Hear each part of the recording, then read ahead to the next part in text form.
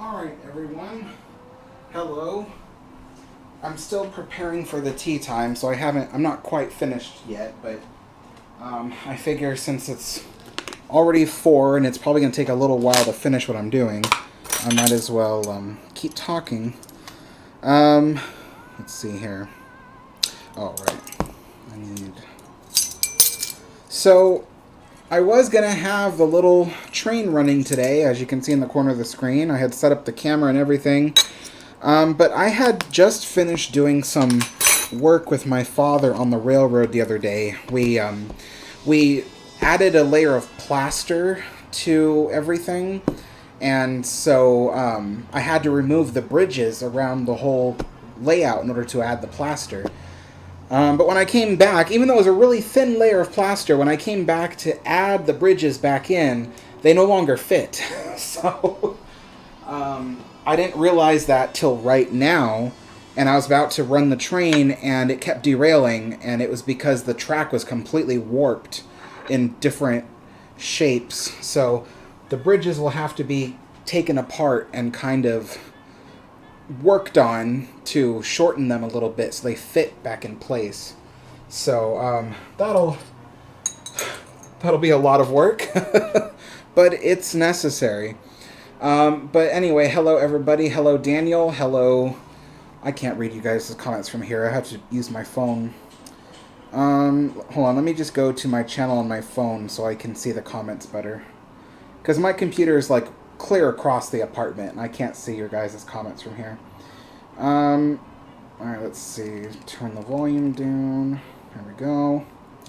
Alright, we got Steve, Thomas, Florencia, Ryan, Doc, Tyler, Dreamrock, Historic Productions. Let's see, is that everybody? Jacob. 100 Productions. That's a long name. I had to like really look through all the... Alright, Wyatt, Daniel, Linda. You're welcome, Linda. Let's see.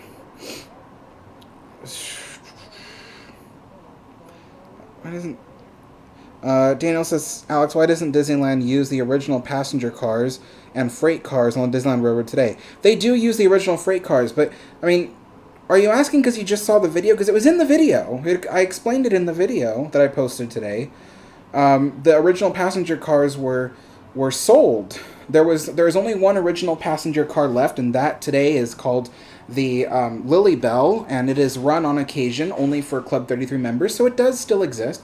And the original freight train still runs on the Disneyland Railroad to this day, so it's still there. Yeah. Let me just... I have a sandwich to cut up, because I did make a sandwich for this.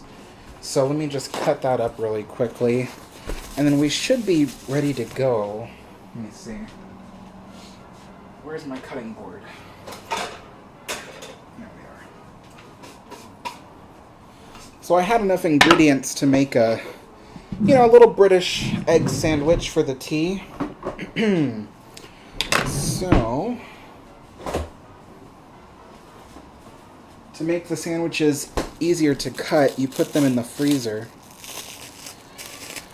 Let's see here.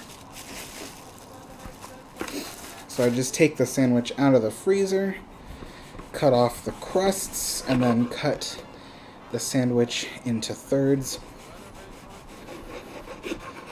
I want to say it smells good, but the thing is that when you refrigerate egg, it starts to smell very eggy in a very maybe not pleasant way.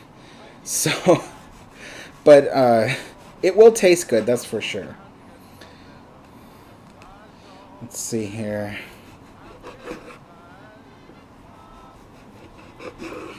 Alright, so we'll lay these out.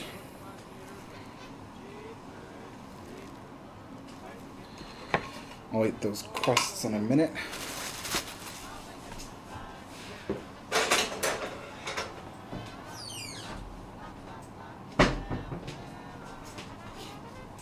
Alright, I need this.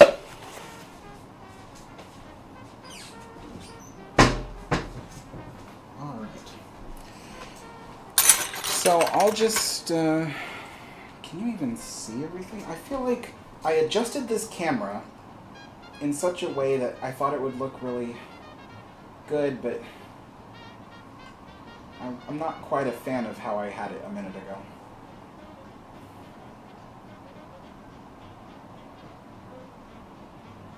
There we go. Alright, I'm happier with that. Let me just get my my jacket on, and then we will do this thing.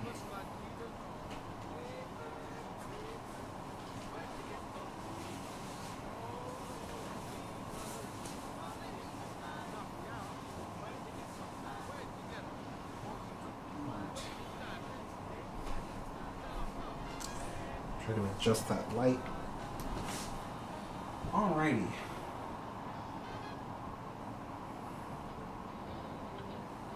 Hope that's good.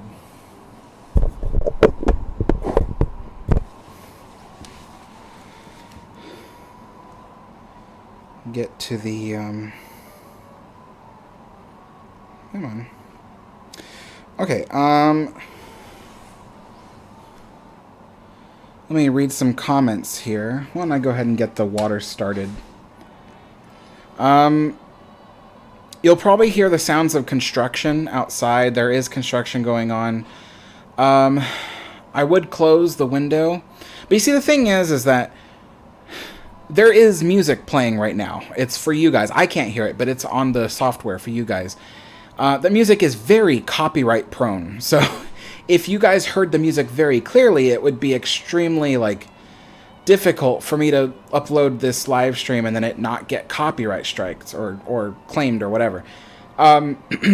So I need some kind of noise in the background. And normally that would be the little model railroad. It makes noise as it goes around the track. And so that kind of helps. But since the model railroad is kind of out of order today, I have the window open a little bit just so you could hear the sounds outside, and that should help prevent a copyright strike. So you guys can still hear the music, and I can still be without a copyright strike. So, all right, let me just read some of these comments here. Ryan says, I got the Queen of the Queens book a few weeks ago. Haven't been able to attend in a while. So sorry about that. Been missing these. That's all right. How is the book going? How far did you get? Doc says, Alex, I've always wondered what got you into cooking and if you had much luck researching photos of the culinary efforts on Queen Mary. What got me into cooking was my father and my grandmother. I come from a whole family of cooks. I grew up, pretty much all my elders were very good cooks. And my dad especially always made lots of new stuff and things like that. And then my family is also very multicultural. So we actually have different cultures in our family. And so we're used to eating different foods. Like eating Japanese food in my family, even though I'm probably mostly Hispanic. No, I am mostly Hispanic. I'm mostly Hispanic, but even in our family, eating traditional Japanese food is just standard because, part of our family was Japanese. So, we come from a very multicultural family and stuff. So food was a big thing in our family. And as I got older and I graduated high school and I was, working different jobs, I was thinking about what kind of career I wanted. And I noticed that actually the realization that I wanted to go to culinary school and cook came from the fact that I realized while watching some of my favorite movies, such as there's a movie called Chef, and then there's a movie called Julia and Julia. It's about Julia Child.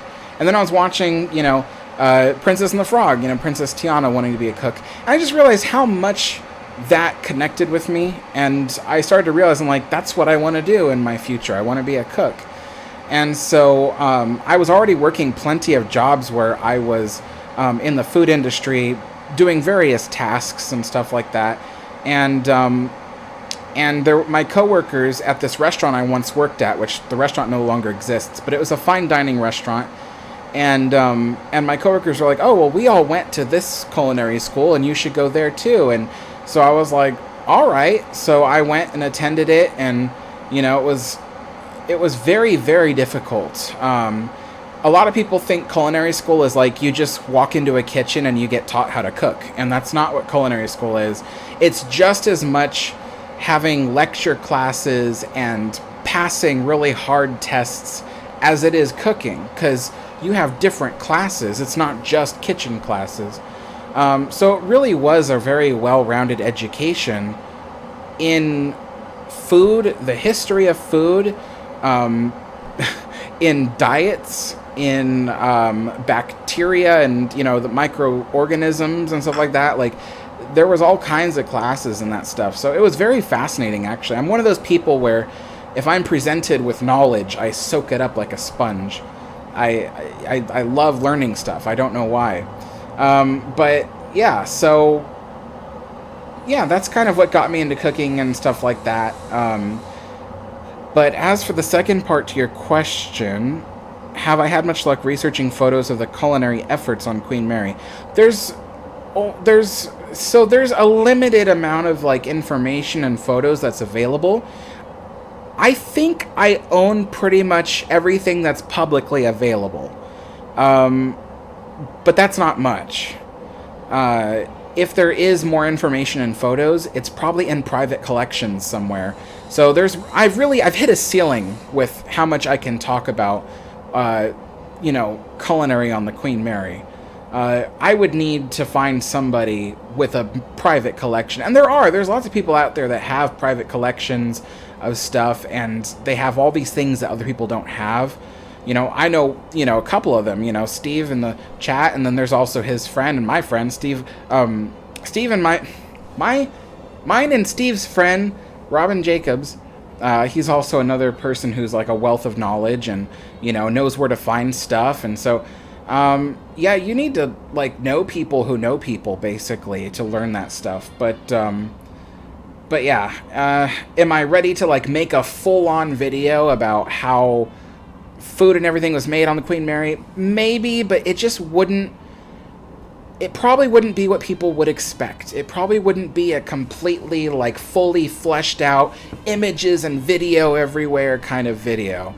It would be very much like a little like a lecture with like a slideshow, because there really isn't much. But yeah, honestly, I think that's more than what most people can do about other ocean liners, to be honest. I mean, if you said like, what did tell us everything that was served aboard, RMS Oceanic of 1899, and you'd probably have like one photo and like one example of a menu.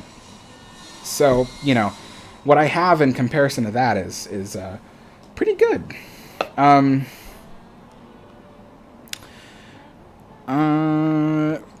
Florencia says, "Hey Alex, is that a train tunnel behind your train?" It sort of is. It's half tunnel and half rock shed. Snow shed, rock shed, same thing. But yeah, there is something back there.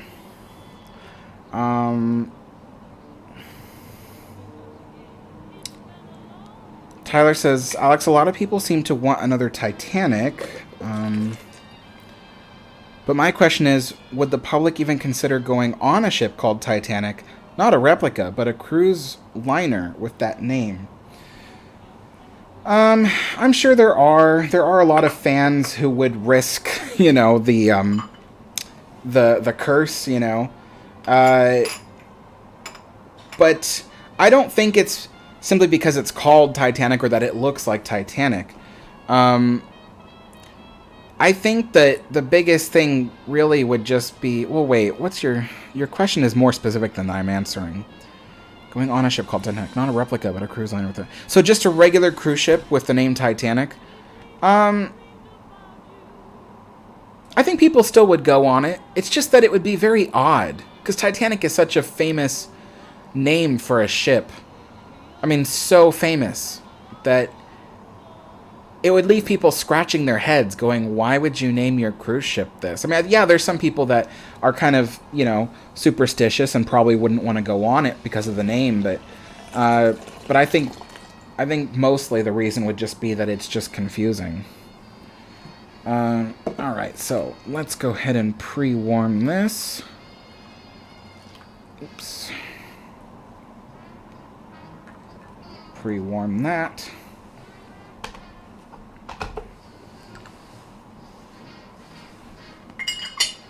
Alright, so the sandwich I've made today was an egg sandwich. I don't know if I already mentioned that, but I still had most of the ingredients for making it. So I went ahead and made it.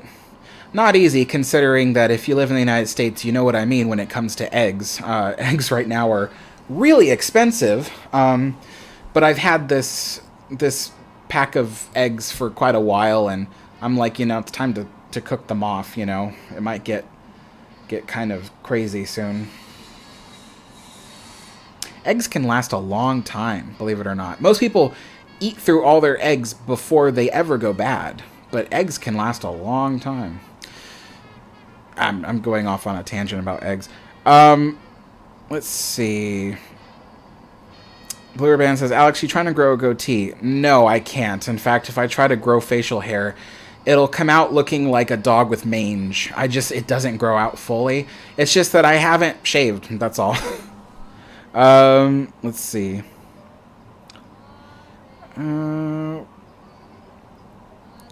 What's on the menu? Asking Ging. It's a an egg salad sandwich. British. I'm gonna say British themed. The ingredients are a bit more, but British themed egg salad sandwich cut into fingers, and then I also have homemade Scottish shortbread right here. I still have the McVitie's, but I just didn't bring them out because every time I do these tea time live streams, I never get to eating them. I end up eating them later that night. I just leave them on the plate and I come back later and eat the McVitie's. But since I'm not having them with tea, it's like, why? I'll just save them for a day when I don't have a sandwich. So, let's see here. Read some more comments. Young Ship Maritime Historian says, hello, Alex. I have a question. If the RMS Queen Elizabeth was still... what?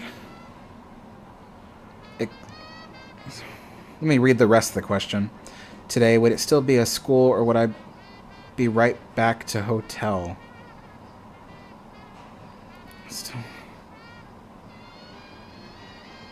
I'm guessing that you mean to say, like... Oh, whoops. I'm guessing that you mean to say, like, if it was still sailing today? Oh, existing! Oh, sorry. Okay, existing. If it was still existing today, would it still be a school, or would it be a hotel? It would probably be a hotel today, if it was still existing. Because I do think it would have had a very good little career as a school. It probably would have maybe gone 10 years or so. But at some point, it would have been time to call it quits because the thing would have gotten to the point where running it was way more expensive than was necessary. So eventually it would have been sold off and someone would have converted it into a floating hotel yet again. So, yeah.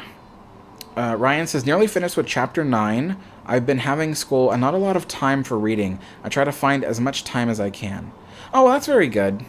Yeah, I hope you liked the book. I like it. It's one of my favorites about Queen Mary.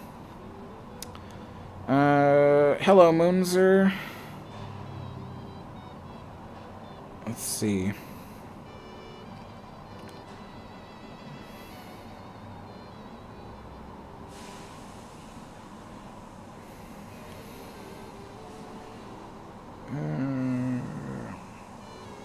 Laura says, when is it opening? I'm guessing you mean the Queen Mary. The rumor is that it'll be sometime in March, early or late March. But again, that's just rumor. The city has not officially announced what date it will open to the general public.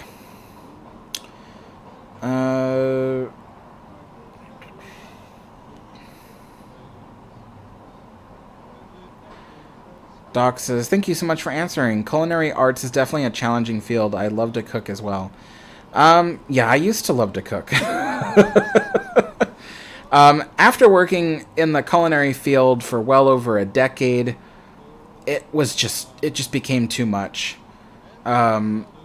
Eventually, I lost my desire to cook in a commercial kitchen. And even today, I've lost my desire to cook most of the time. I used to love to cook every night. I would cook something completely different for dinner and whatever.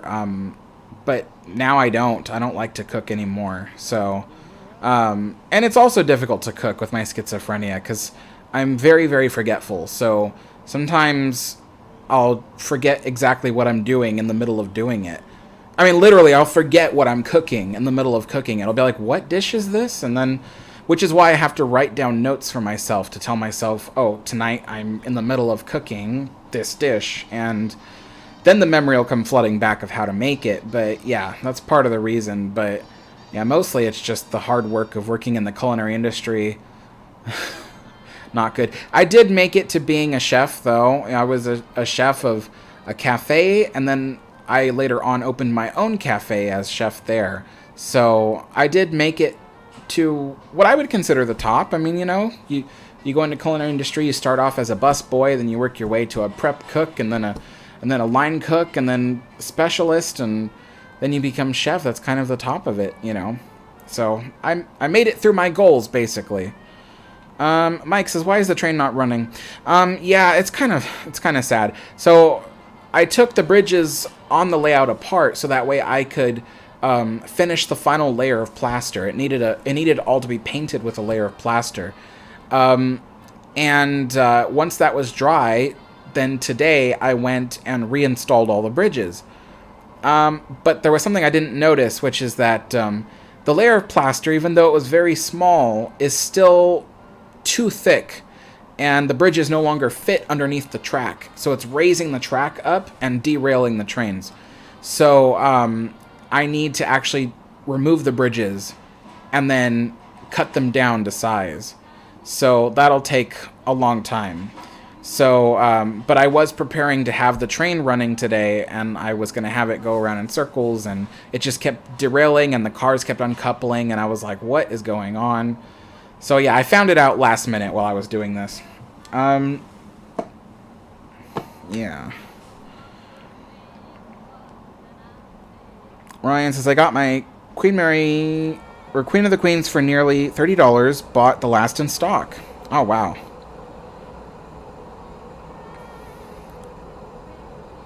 Chris says, hey, Alex, did you know that there's a park in Marceline called E.P. Ripley? No, I didn't.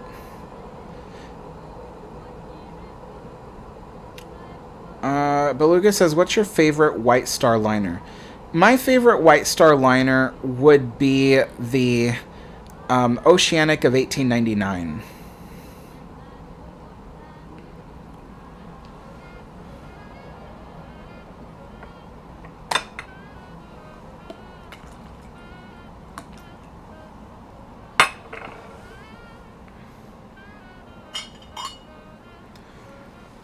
Jacob says they just added a graveyard to his layout. That's pretty cool. I should probably do that with mine. There's room to add a graveyard. Let me just empty all this out. Fill that with the hot water.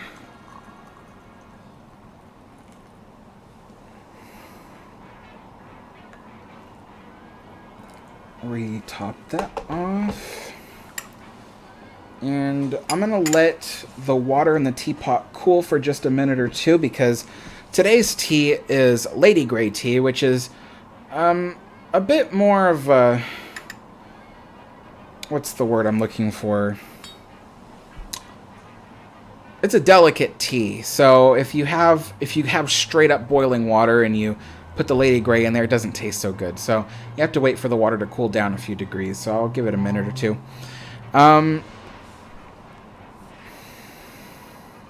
Tyler says, in the second episode of Little House on the Prairie, a woman named Harriet said that brown eggs bring less than white. What? I don't know. The context is completely lost on me.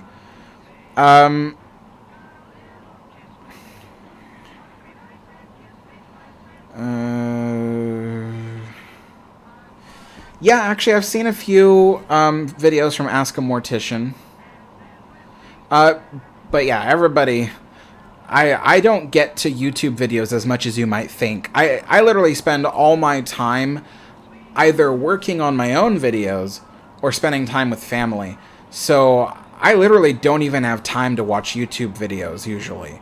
So that's why, like, if people ask me, like, oh, what channels do you recommend or whatever, there's very few I could recommend because I never watch YouTube, really. So, yeah, I just don't have the time.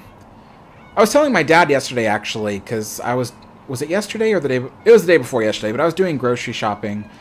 I was telling him, I was like, you know, there are just not enough hours in the day for me. Like, I feel like I never get everything I need done in the same day. And he was like, yeah, I know. Let's see here. Hey, Mark, how's it going? Uh-oh, what happened to the chat? Yes. Okay. Live chat, where is it? Oh no, why does the chat keep moving? Okay, let's see. Keith says there's a big egg shortage in New Zealand as well. Like 17 New Zealand dollars a dozen. Wow, that's crazy. Oh gosh. Yeah, I got mine for $6 US a dozen. And that is considered cheap right now. $6 a dozen here is cheap right now. So that was pretty crazy. Ryan says, Alex, what degree turn is that on the curve of track we are looking at? You know, I really don't know how to calculate degree of turns, but I can tell you that it is a 23-inch radius turn. So, yeah, it's a 23-inch radius turn.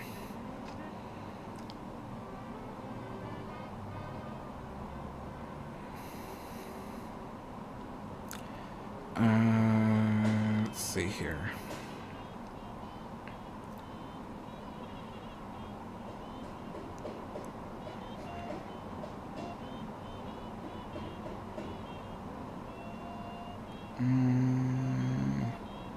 Doc says, Alex, that's a huge deal. I had no idea you made it to chef. Chef's kiss to you. Thanks.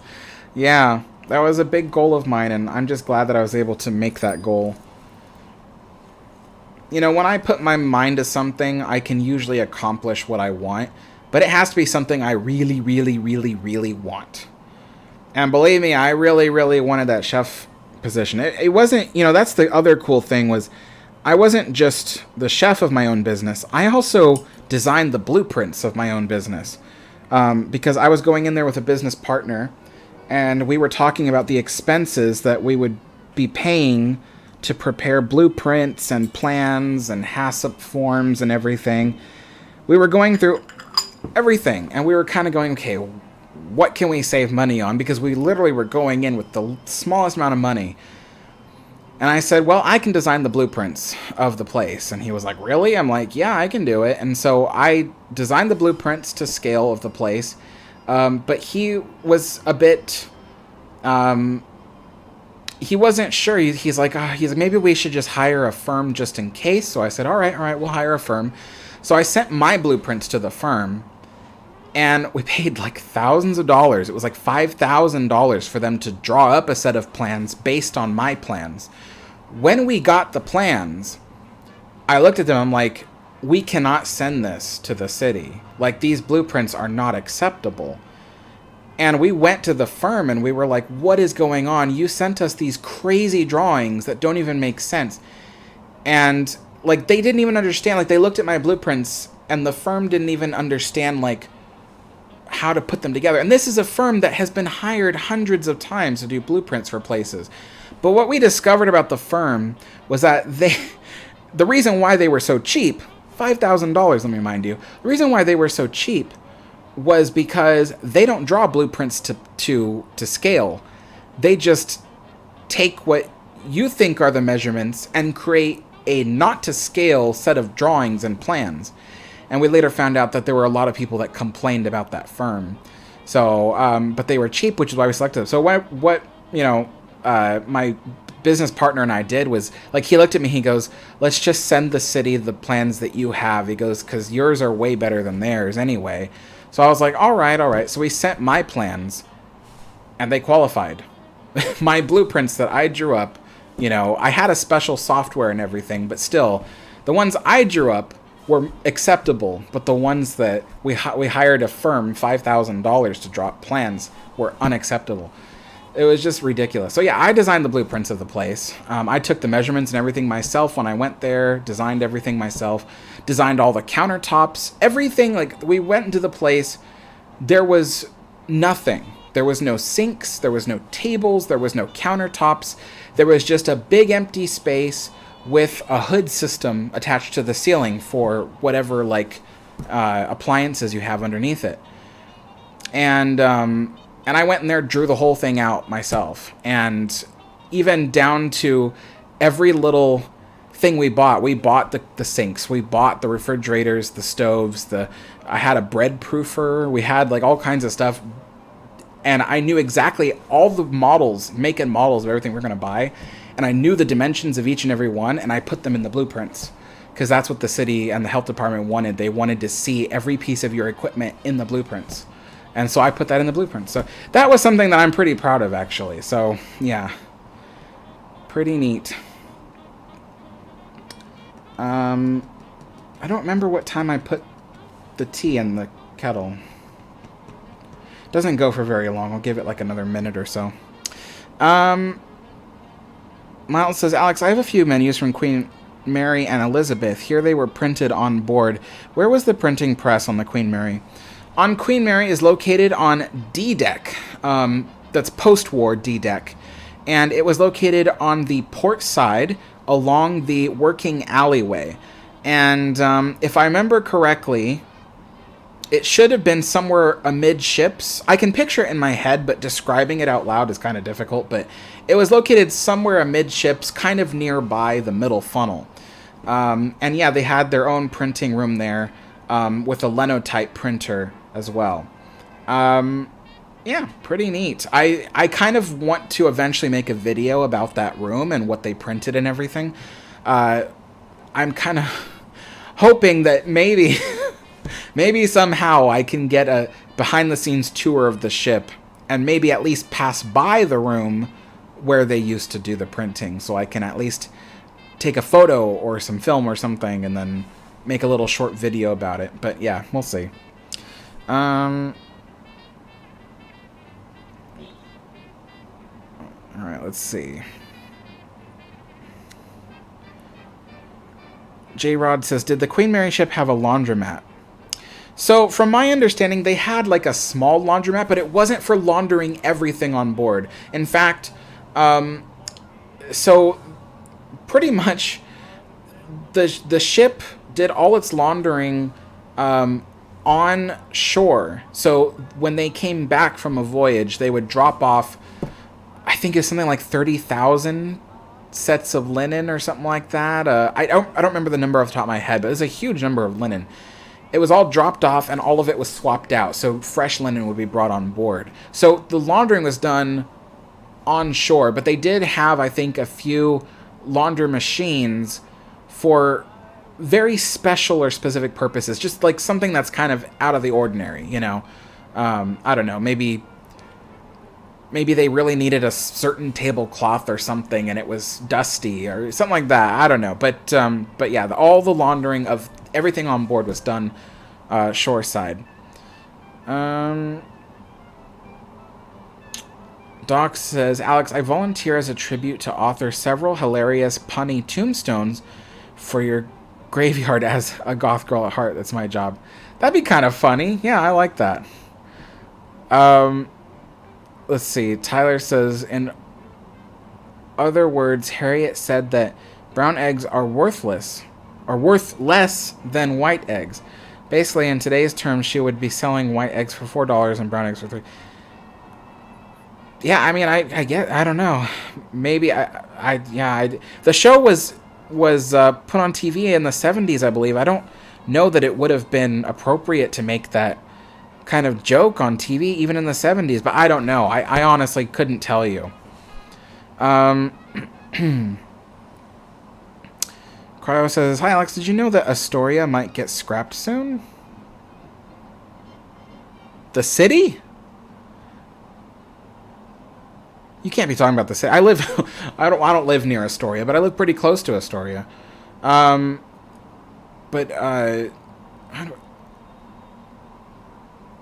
Maybe there's a ship called Astoria. There must be a ship called Astoria. That's probably what you're talking about. Let's see. Oh, is it Mike's birthday? Where are you? Happy birthday, Mike. It was your birthday yesterday. Wow. Well, happy birthday. Let's see here. Call it done on this tea here. Rena's here. Hello, Rena.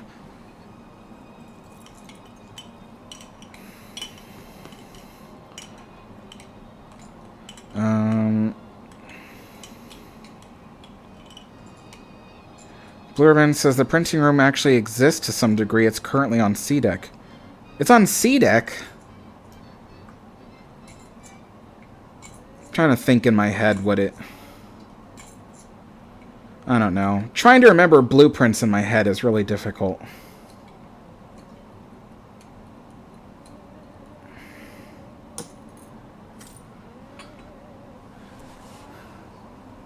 C deck. I guess it is on C deck, actually.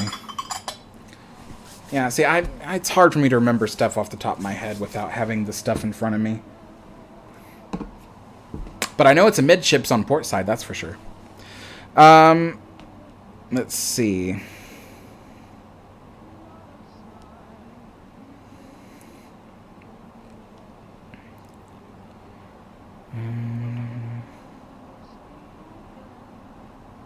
Ozzy says, how's the weather today, Alex? Same. Rainy. It's the same. It's going to be like that every day here. That's what winters are up here, up north. It's rainy like every single day. I think like the first year I moved here, the first winter we had, it didn't stop raining for like 2 months straight. It was just non-stop rain every single day. But I love it. I love it. That's why I live here. But yeah, it's going to be the same every day.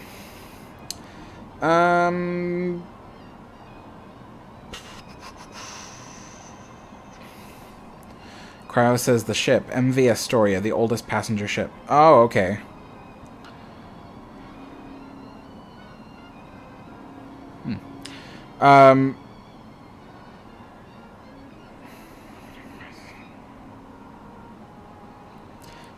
Steve says the original printing press is still aboard, although displayed on D-deck aft. Displayed?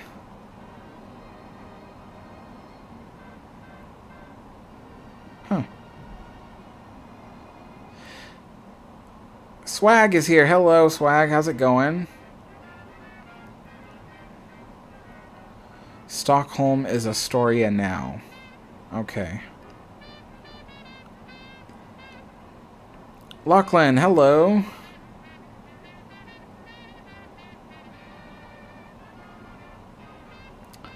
Doc says, did anyone else watch the old Poseidon? The movie Homework. LOL. It was really good. Yeah, I actually really like the original Poseidon. I'm thinking about watching it again, actually, before Saturday, because me and Steve, we're going to be doing the... So I know last week I was telling you guys about a live stream that me and Steve were going to do, where we were going to compare Queen Mary with SS Poseidon. We had to postpone it from last week to this week, so it's happening this Saturday on Steve's channel. The link is in the description below. And it's called Queen Mary versus Poseidon. Because I know some people asked me last week, they're like, I don't see the link. I'm like, it's called Queen Mary versus Poseidon. It's right there. But anyway, it's called Queen Mary versus Poseidon. And we'll be doing that this Saturday, 1 p.m. Pacific time. So yeah, that'll be really interesting. Last night I had a very short conversation with Steve about some of the differences, and I was pretty fascinated by the things he had to tell us. So it's going to be a really, really good live stream. But again, the link is in the description. It'll be happening on his channel, so just click the notify me button so that way you will get notified when the stream starts. So yeah, pretty cool. Let's see here. Let me go ahead and pour myself a cup of tea, because I could really use a cup of tea right now.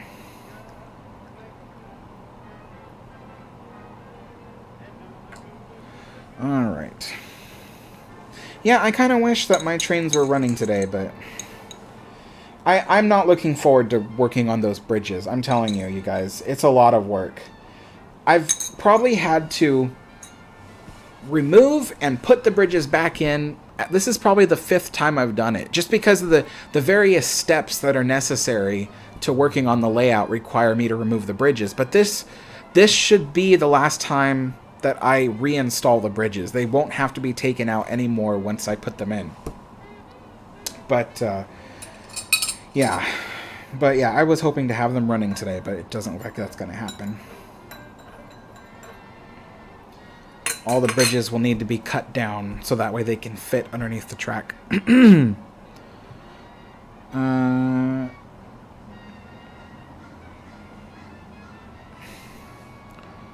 Hello, Glenn.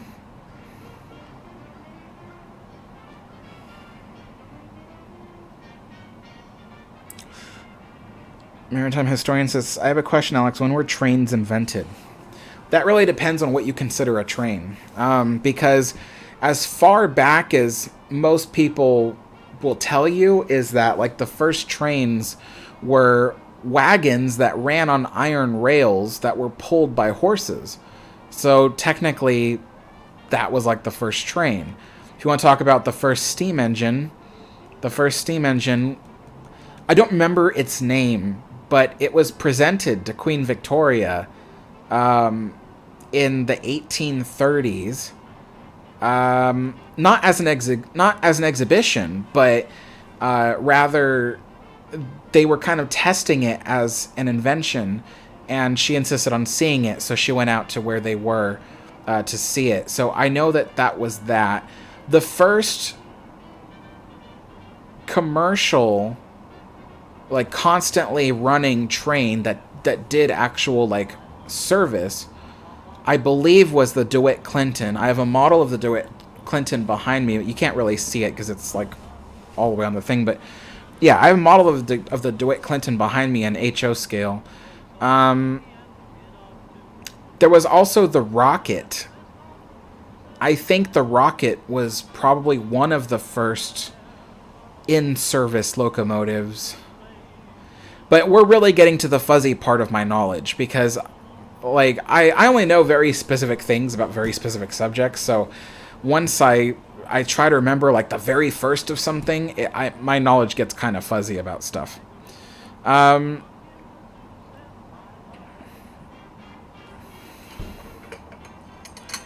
see.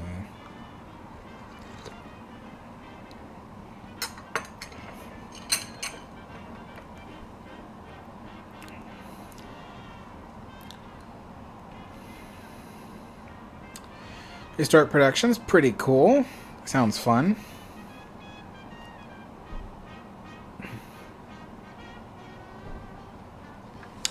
Lachlan says, do you think that now the Queen Mary is under city control, she will have some rooms restored or historic preservation will begin? Yes, I can tell you that, yeah, it's already happening. So, but don't expect huge leaps and bounds at first. Right now, they're starting off very small, so certain rooms will get certain restoration work done. But don't expect rooms that have been sealed up for decades to suddenly pop open. That may not happen for a while, but right now, the existing rooms that people have already seen, some of them are already in the works for getting restoration work done.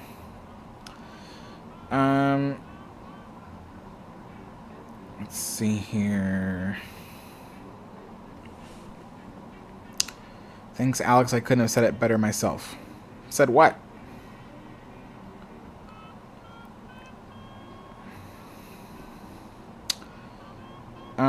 Ryan says, are some pictures in the Queen of the Queens book rare? I've tried looking some of them up, but couldn't find some, like the one at the beginning where she was leaving Clydebank. I can't find that picture anywhere. I don't remember what pictures they are.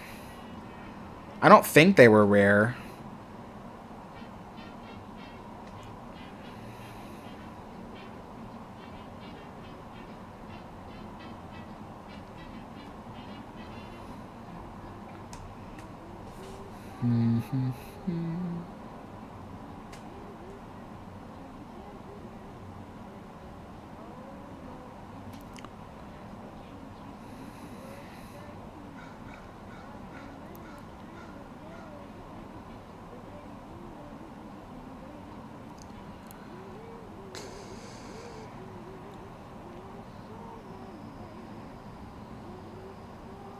Mike says, is that Twining's tea? Yes, indeed. So, because my tea set is specifically Cunard, which is British, I try to stick to drinking only British teas for these tea times. So, I have Twinings. Today is Lady Grey. But my favorite is Earl Grey.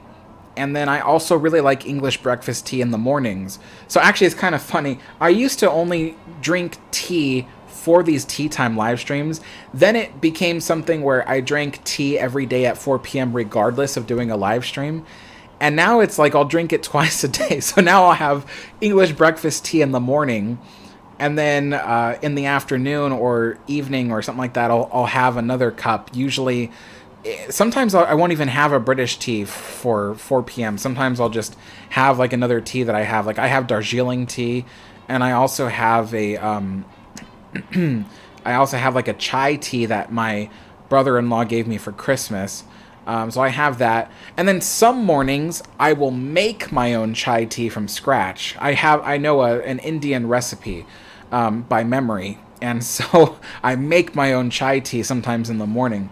And I know some people will be like, oh, it's because you're young and you just like all that, foo-foo stuff. But no, really, I like chai tea because I just love different cultures. I think I said earlier in the live stream, I came from a very multicultural family, although nobody in our family was Indian, I don't think. But even still, I just learned to appreciate a bunch of different stuff.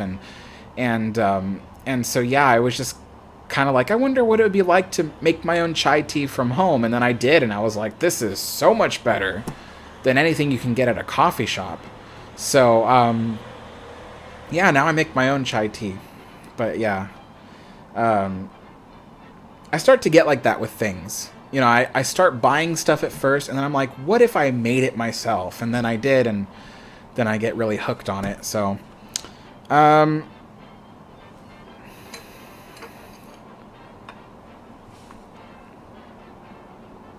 let's see. Swag says this. Oh, I'm not going to read that out loud if it's going to be hurtful.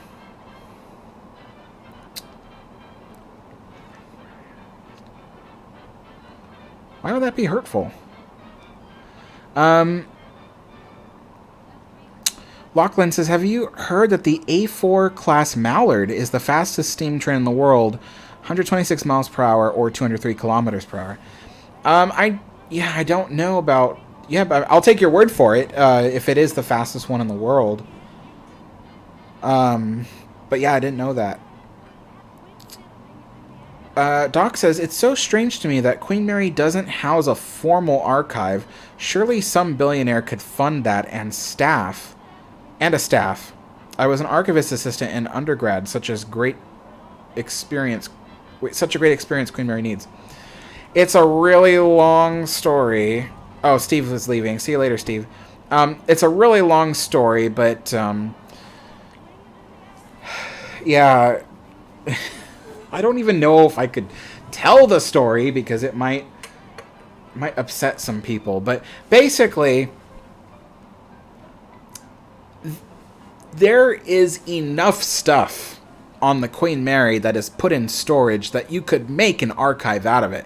There is a lot of stuff. We're talking thousands of things that some people think are lost forever. But they're there. They're on the ship in the cargo holds, in the various storage rooms, and so on and so forth. I mean, there was there's a barbershop, a first-class barbershop that no longer exists on the Queen Mary, and I was looking for it, and I thought, geez, all the equipment, all the barber stuff, the chairs, everything must be gone forever. But no, I discovered a matter of months ago that it's still on board the ship, just lying around in back rooms and areas. I was even pretty upset because I found out that that like 2 of the barber chairs are actually just sitting in the middle of an employee hallway. Like, they're covered in dust and, they need a good shine up and whatever, but I mean, they're in good condition, but they're just sitting there in the middle of the hallway where anybody could sit on them, So yeah, there's a lot of stuff on the ship. And so there was an organization that had offered to help fund the creation of an official archive. And, they were offering to do it. And they even... This is basically QMI Restore the Queen. They basically had offered to get a company to come in and give the operators of the ship the computer equipment that was necessary to catalog and archive everything. It was a very expensive software, but they were willing to give it to them for free. I think it was for free. But the operators of the ship at the time did not get back to QMI Restore the Queen. They just didn't care. So, yeah. Can you imagine that? Like, you're getting thousands of dollars worth of computers, software, and training in order to learn how to catalog and archive everything on the ship. And they turned it down. And so, yeah, it's just... But anyway, that was the past. And the future is now. There is different people in charge of the ship now. There are different people who are working on the ship. And the tone is different. The Queen Mary was operated by people who leased the ship from the city, and they had all the control. Well, now the lease is gone. The city has all the control, and the city is intending to do better things for the ship. So, yeah, it's important not to focus so much on awful things of the past, because I've seen too much of that. I've seen too many people go, oh, well, the Queen Mary's not going to do very well because, because look at what the city did in the past. And I'm like, okay, but if you look at what they're doing right now, it is a total contradiction from how they would have treated the ship in the past. So obviously something's different. And when you look at it, there's different people who are working in those positions now. It's not the same people. So it's not the same city.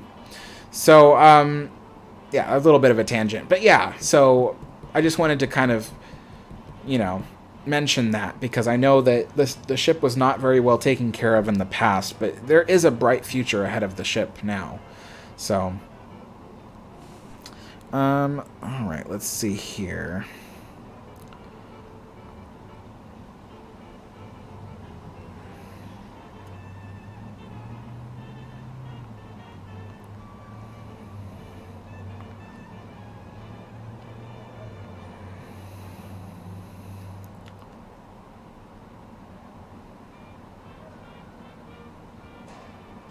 Lachlan, yeah, there is it's unfortunate because, yeah, there are people who are like, oh, scrap the Queen Mary, but save the SS United States. And those are the kinds of people who, when I've asked them why they have that mentality,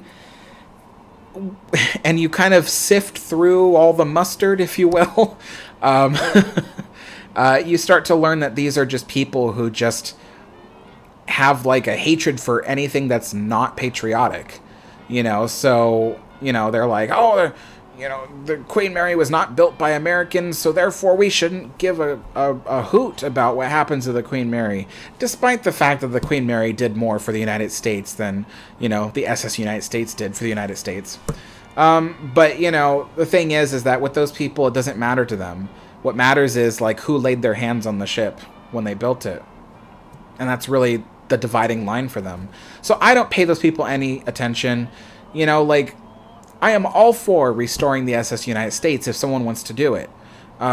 Because, I've always said it may not be my favorite ship, but I don't want another ocean liner to, be scrapped. There's only so many left in this world. So, yeah, I'm not going to be like, oh, get rid of the SS United States. But, but I also kind of think that if you're a supporter of the SS United States, you should also be a supporter of the Queen Mary. I mean, considering how much the ship did. And it's funny, I know why they don't have that appreciation for the Queen Mary. When I ask them what they know about what the Queen Mary did for the country, all they can say is, oh, she was a troop ship. I'm like, that's all you know? You don't know any more? And that's what it is, you guys. They don't realize, all the various battles the ship was directly involved in, didn't know, all the various things. Most people don't even know that she was the lead ship of Operation Bolero. It was, under the command of the U.S. military. People don't even know that stuff about Queen Mary because nobody else has talked about it. I'm the only channel that has really talked about that stuff. And, so I think that's why. And so there's so many people that are like, oh, so what? It was a troop ship. It's like, it wasn't just any troop ship. It was the troop ship in World War II. And so, yeah, there was a lot more to it than just transporting people across the ocean. There was a lot more involved with the Queen Mary. So, but they don't know that. So that's why they just assume that SS United States is way more valuable to the United States country than the Queen Mary is. Bonkers. Absolutely bonkers. Let's see.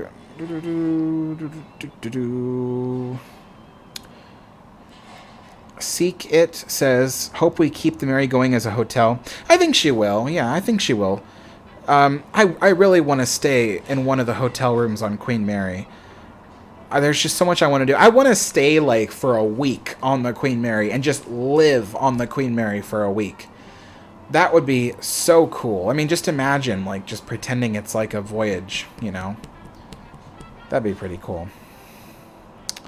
Oh, Seek It says, was a waiter on the Mary in 1957. Oh, nice. Did you work in the various restaurants, or were you assigned to a very specific restaurant?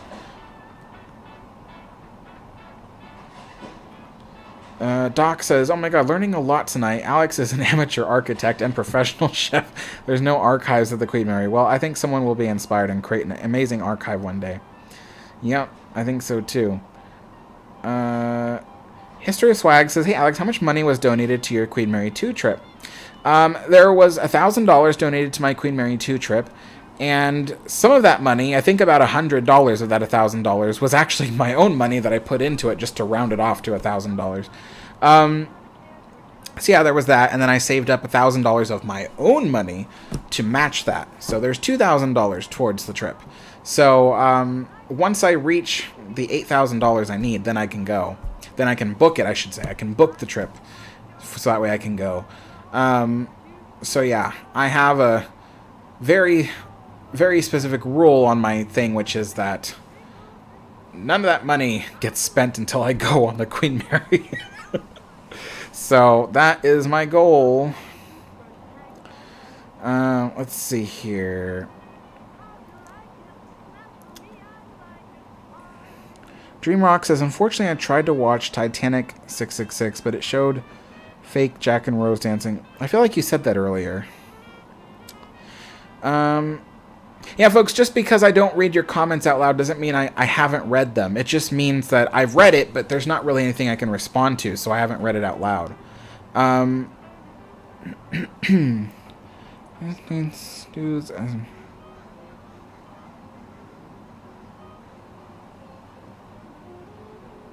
Lachlan says it'd be nice to have the SS United States as a museum, but she isn't too far gone.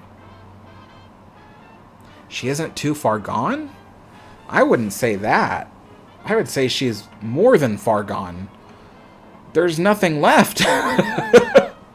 They've ripped out every last interior of the ship. There's nothing left as a museum.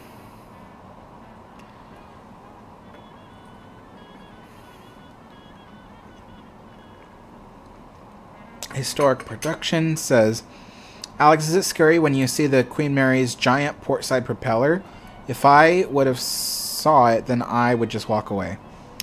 No, I know some people have what's called submechanophobia, which is a fear of man-made things underwater. So when they see the propeller, they get a bit uneasy, but I've walked into that propeller room multiple times throughout my life, you know, as a kid, as a teenager, as an adult. It's cool. I like it. I like seeing the propeller. It doesn't scare me at all. I can see it being a bit eerie, you know, it's pretty dark in there, and it does at times look like an endless abyss down there, but it doesn't scare me, no. It's pretty cool. Let's see here. Mark says, hey Alex, I stay on the Queen Mary 4 days every few years. It is a wonderful experience and the closest I will get to a voyage on her. I highly recommend it. Oh yeah, I am really excited to do that. You know, it's just funny, like, I just think about, like, all the times I've been on the Queen Mary and never really appreciated the ship until the last time I went. And the last time I went, I really wanted to book a room on the ship. Afterwards, after I left the last time. I was kind of like, oh, I'm going to book a room on the ship and all that stuff, and I was going to save up for it, and then the ship closed for the pandemic, and I never got to do it, so it was pretty sad. I think my sandwiches are ready now. The sandwiches are partially frozen, so it makes it easier to cut them, so I was waiting for them to thaw out.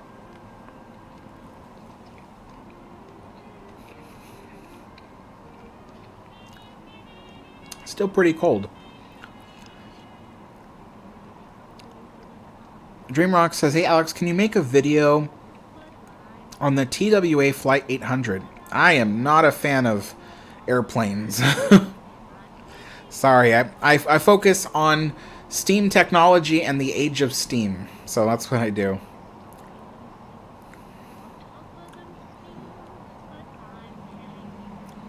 Daniel says, I wish there was more interviews online with former Queen Mary crew members. There don't seem to be many. Yeah, I mean, some of the most in-depth interviews were done with Ralph Rushton. Those are interesting interviews to listen to. But yeah, I wish there was more, you know. There's books, though. There's books written by former crew members of the Queen Mary who talked about their experiences, and I want to buy some of those books.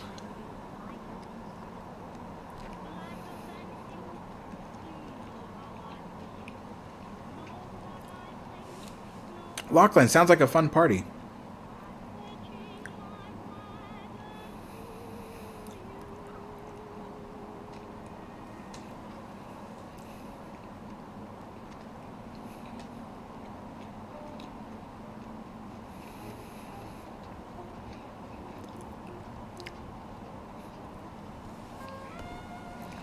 Daniel says, hey Alex, what if there was a company that made a full-scale replica of RMS Mauretania with all her interior designs? That'd be cool. I'd go see it. As long as it was like in the United States or something.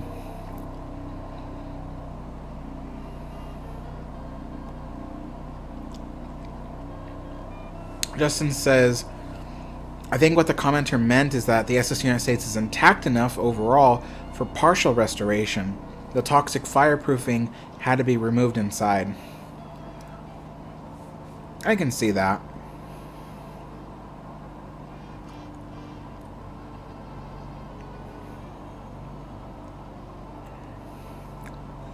Hello, Cat Kingdom.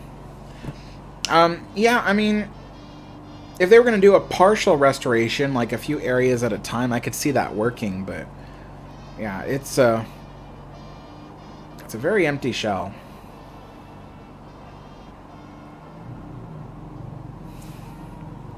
What's funny is that, you know, the reason why they gutted the SS United States was because of the asbestos.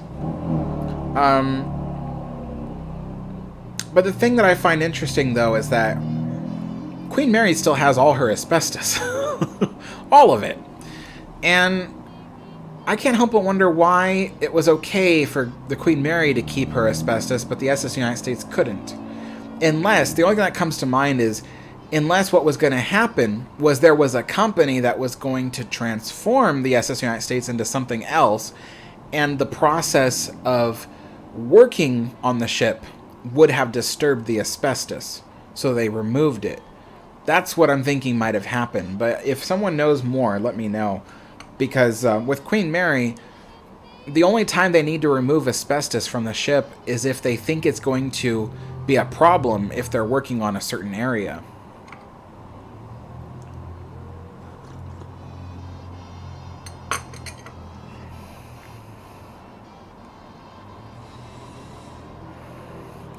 So I ask, as if the White Star Line still exists, would you want to go on its newest ship?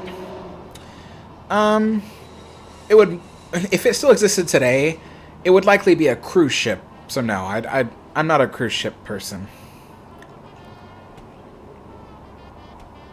Justin says, I did not know that, Alex, on the Queen Mary's asbestos. Yeah. So I love talking about it because it's a fun fact, because most people don't know this stuff, but yeah, so almost every material on the Queen Mary, except for metal, is made with asbestos.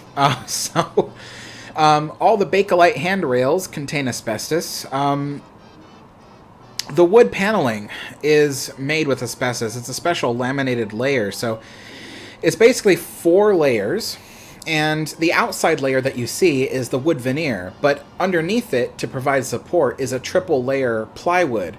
But the middle layer of the plywood is not wood, it's asbestos. So it's plywood, it's like plywood, asbestos layer, plywood, sandwiched together, and then over that they glued the veneer to make it look nice. And they do that so that way, in case the wood catches fire, it burns very, very slowly, giving people enough time to escape the ship, or even to put out the fire. So that's asbestos. And then there is some asbestos insulation in the ship in certain areas, not everywhere. Yeah, it's in almost everything. And even some of the original carpeting on the ship, which I don't think there's any original carpeting left on the floor of the ship. I think it's actually in the storage, but it contains asbestos. Yeah, there's a lot of asbestos on the ship. And in the engine room areas, a lot of the steam pipes are still wrapped in their asbestos insulation. And the only reason why the ship hasn't been forced to completely be gutted the way the SS United States was is because the general rule about asbestos is that if you don't disturb it, it won't be a problem. It's only when you try to cut through asbestos and you start flinging all those particles into the air that it actually becomes an issue. So, but with Queen Mary, everything was just kept as is, so there's really no worry about the asbestos kind of contaminating the air in the ship and stuff like that. So that's why it was all allowed to stay. So that's why I was kind of wondering, I was like, then why did they gut the SS United States? Because if you don't bother the asbestos, it won't be a problem. It's kind of weird. Lachlan says, I think it was in the 1970s, asbestos was still largely being used in construction of houses and buildings and even some ships.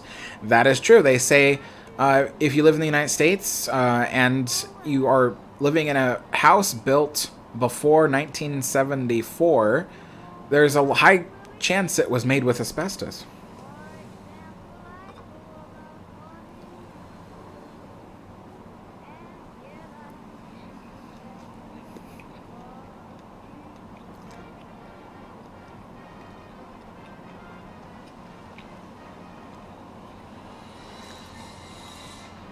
Lachlan says, I hope the Queen Mary's first class lounge gets restored one day with the carpets and furniture.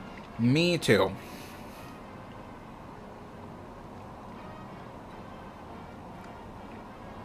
Cat Kingdom says, do you know anything about the RMS Olympic? I know a few things, but I don't really talk about the Olympic class ships on this channel, only because every time I talk about Olympic class ships, someone else comes in and they're like, oh, that's not right, that's incorrect information. So it just seems like every time I try to learn something, I always get like turned down. So I'm like, I don't even bother anymore.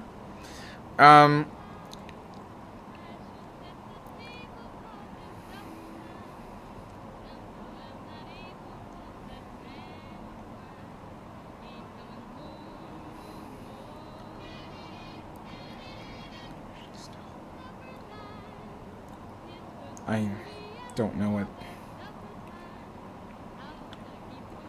Swag says, would you donate money to the Olympic if it still existed? I would, if I had money to donate. I don't really have much money. Like right now, like one of the things I really want to do is I really want to donate $150 to the Queen Mary so I can get an annual pass. I mean, even though I won't be going there all year, I still want to help support the restoration of the ship. But I don't have $150 to suddenly spend, so I can't do that. But I really want to.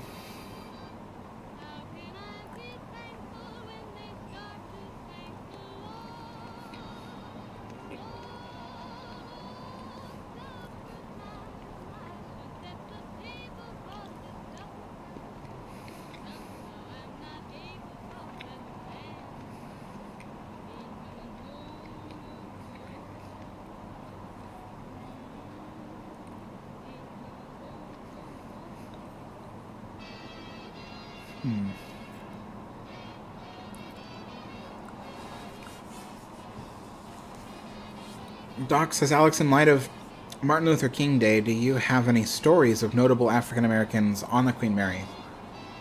Stories of them? No.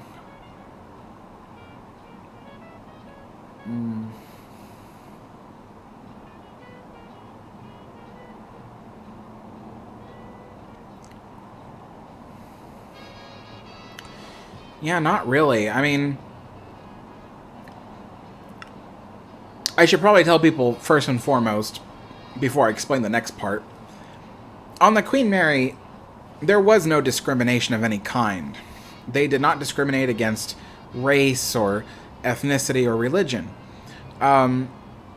So, if you were, an African American, or if you were African, or if you were from whatever, if you were a person of color, if you had booked a room on the Queen Mary, you would have been treated the same as anybody else. Which would have definitely been a shocker in the 1930s, for Americans on board the ship, and then, having a table in the main restaurant next to a black person would have definitely been a shocker for the Americans.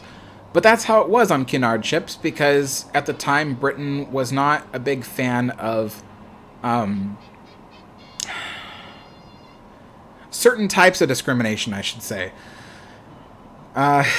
It gets really fuzzy. But on the Queen Mary, there was no discrimination. But that being said, there wasn't that many people of color that were traveling at that time. There were still, I'm sure, on every single voyage there was somebody. But it's not common to find photographs of people of color on the ship. So, but it was allowed, and it was something you would be treated just like anybody else if you were on the Queen Mary. But yeah, it just wasn't common to see people of color traveling. I guess because it's just really expensive. I mean, really expensive, and at that time, a lot of people of color, unless you were a celebrity, you really didn't make that much money. There wasn't very many opportunities for people at that time. So something as expensive as the Queen Mary might have been more difficult unless you were a celebrity. So, but I do know that there were a few black celebrities that traveled aboard the Queen Mary. I believe Nat King Cole did travel aboard the Queen Mary, if I have that correctly. But yeah. Yeah, but no stories. I don't have any stories.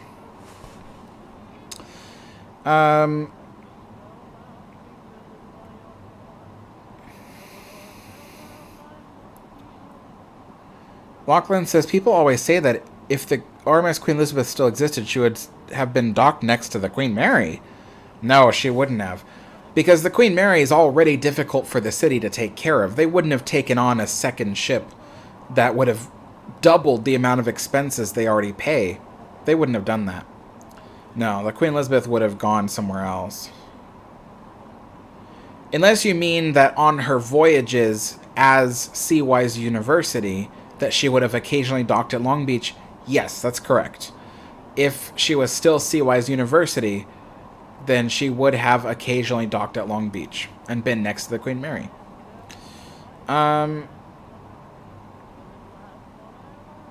Ocean Liner Production says, if the Queen Mary was still an ocean liner, would she still sail the New York and Southampton route or a new route?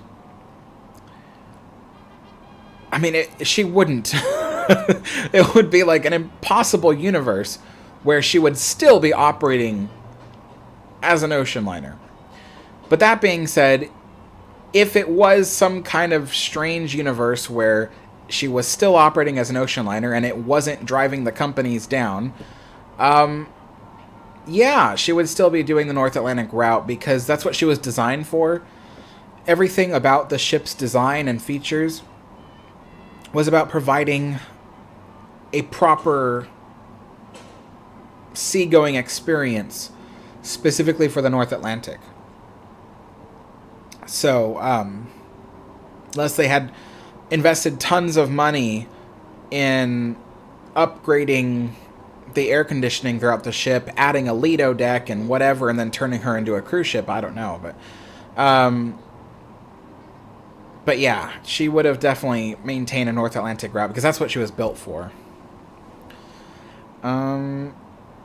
Kat says, looks very tasty, Alex. What are you eating? We're having meat pies for lunch in Sydney, Australia. Oh, I love meat pies. Oh, man. We don't have a lot of those here. I love meat pies. Yes, I'm having a English-style egg sandwich. I say English-style because in the United States, egg salad is very different. But, yeah, it's an English-style egg salad. And then I also have homemade Scottish shortbread here. And I normally have McVitie's digestives on the plate here with me, but I almost never get to eating. As you can see, we've already been doing this live stream for an hour, and I haven't even gotten to my shortbread yet. So, but let me finish this cup off and then top it again. Because I almost never get to my second cup of tea.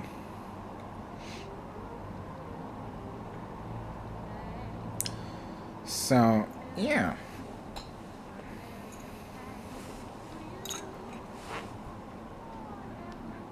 Hello, Swag. Yeah, I agree, Justin. Queen Mary there would be almost no way the Queen Mary would still be in service today. She would just be too expensive and too outdated. Oh. Too expensive and too outdated.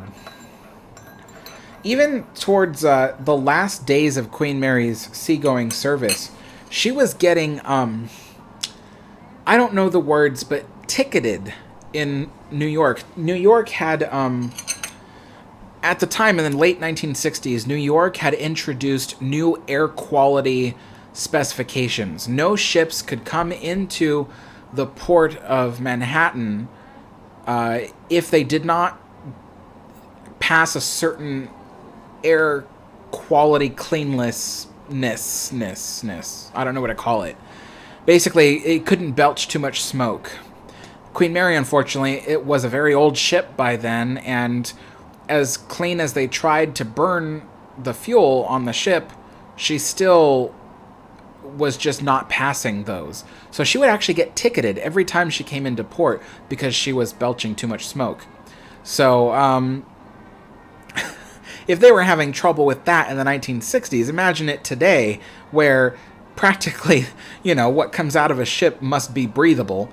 That would have just, it wouldn't have flown today. Ken says, I bought brand new ON30 locos like yours at the train show this weekend. It's pretty noisy, not squeaky, just noisy. I oiled it and a little bit better. Is yours noisy? Mine is noisy in the sense that you can hear the motor running. You can hear it go, you know, as it goes around, you know. It's not distractingly noisy, but you can hear, you know, the little motors moving and the gears moving and stuff. But also keep in mind it's brand new, so eventually some of that will wear out and it'll get quieter. Even mine, I haven't run it that much. I mean, I've owned it for years, but I haven't run it that much, so I think it's still noisy because it just hasn't been fully just run in, you know? And the gears are made of plastic, so eventually they'll wear down a little bit, and it'll be a little bit quieter with time, I think.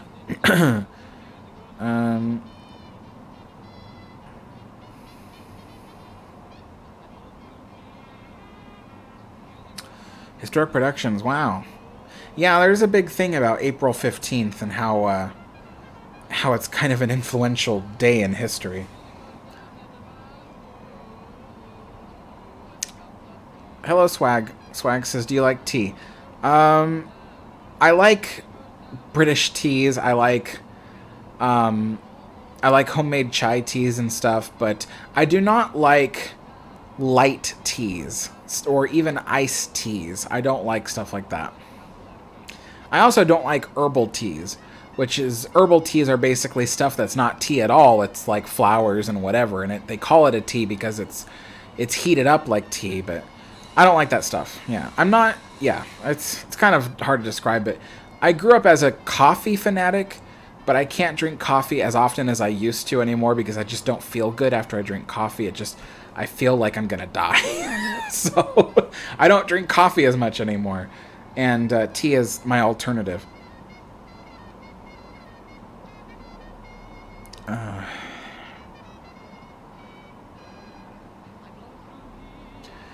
Lachlan says, if the Queen Mary was successfully turned into a university, would she still have her original interiors? Some of them, yeah. The big rooms would have still had the same interiors. Some of the staterooms, though, would have been converted to classrooms. Others would have been converted into, like dormitories.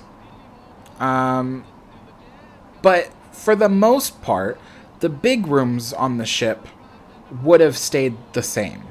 Yeah.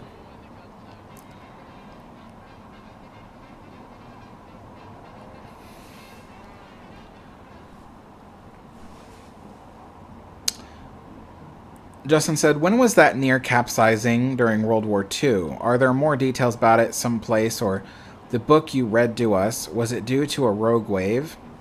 If you're talking about the Queen Mary, yeah. Was December... I don't remember what day. It was, but December of 1942. And they had run into a really nasty gale off the coast of Ireland, north of Ireland.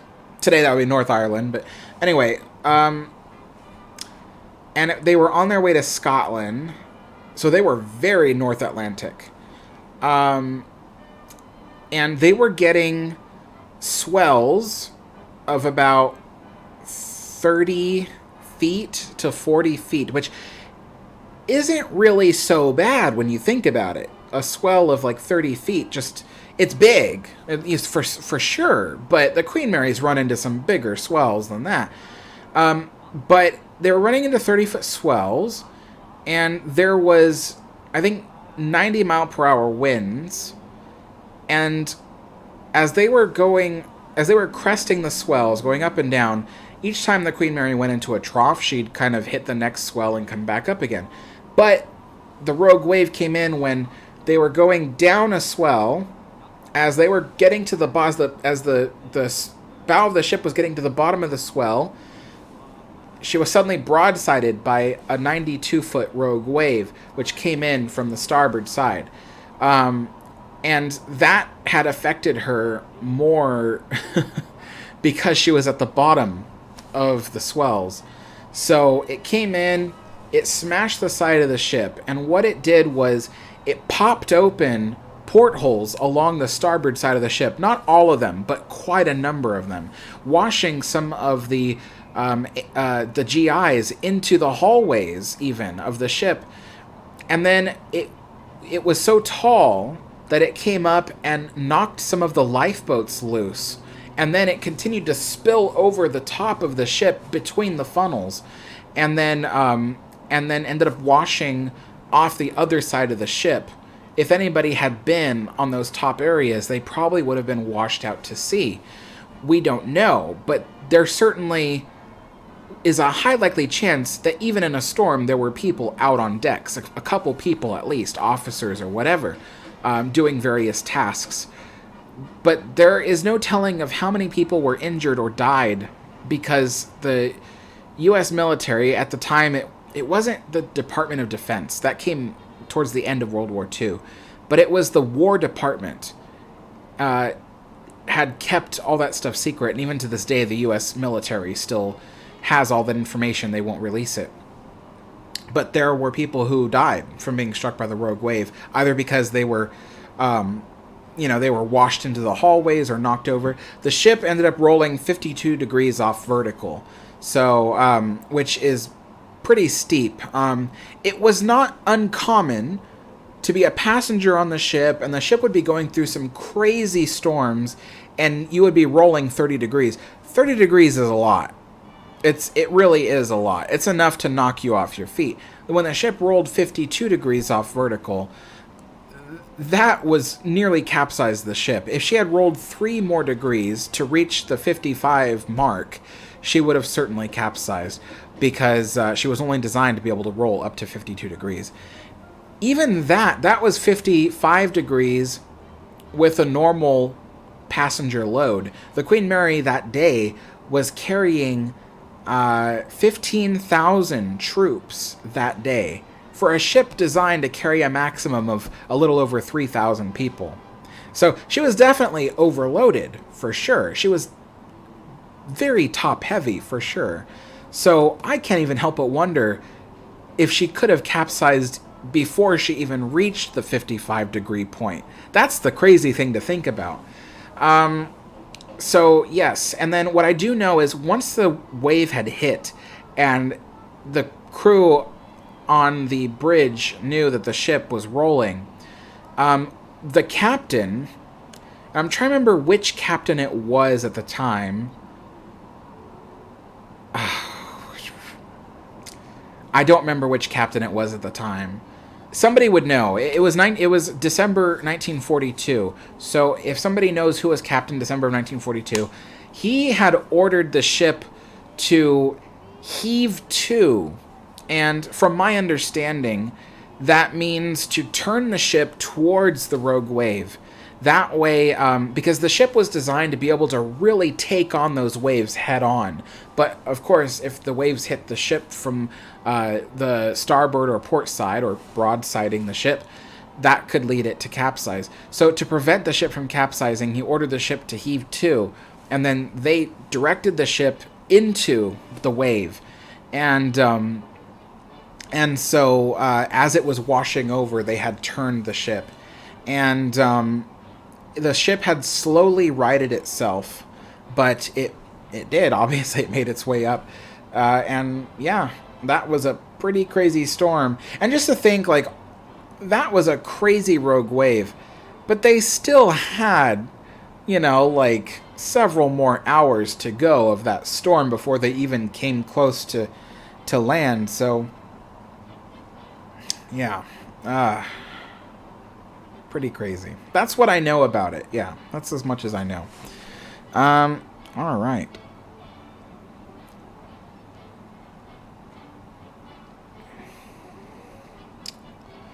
Let's see. There was a lot of comments since I answered that question, so I gotta go back.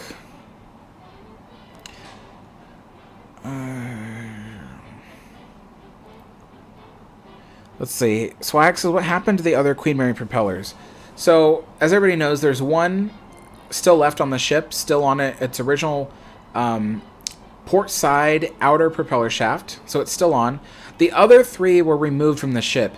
2 were placed on display in various areas of the city of Long Beach. So one is right outside the cruise terminal of the Carnival Cruise Line. So it's literally, a couple 100 feet away from Queen Mary.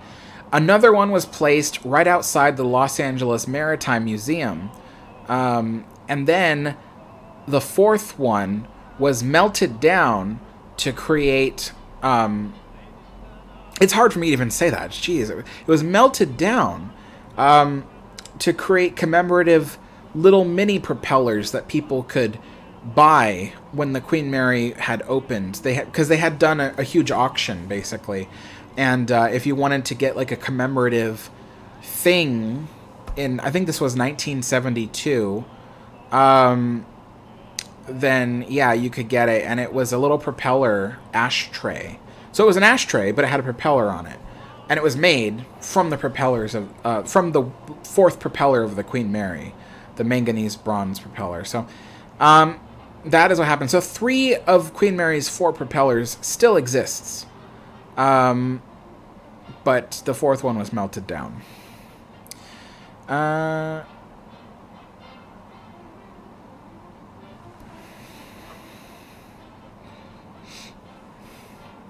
Justin, yeah, they would have eventually required the Queen Mary to be withdrawn because of all the wood on board.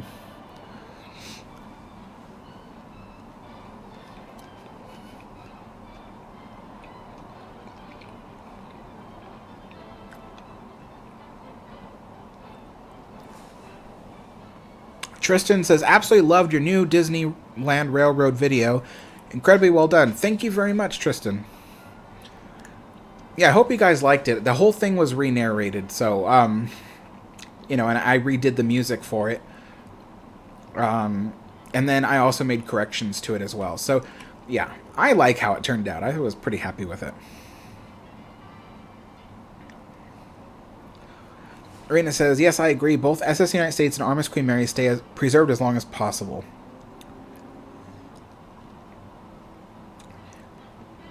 See you later, swag.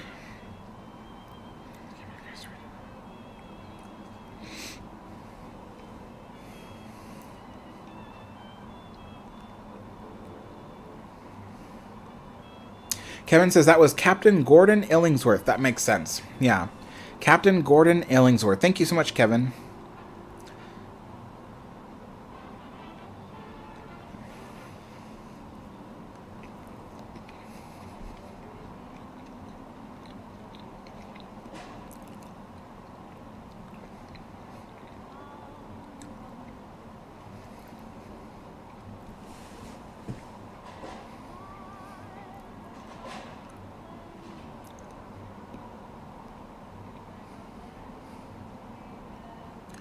Still sifting.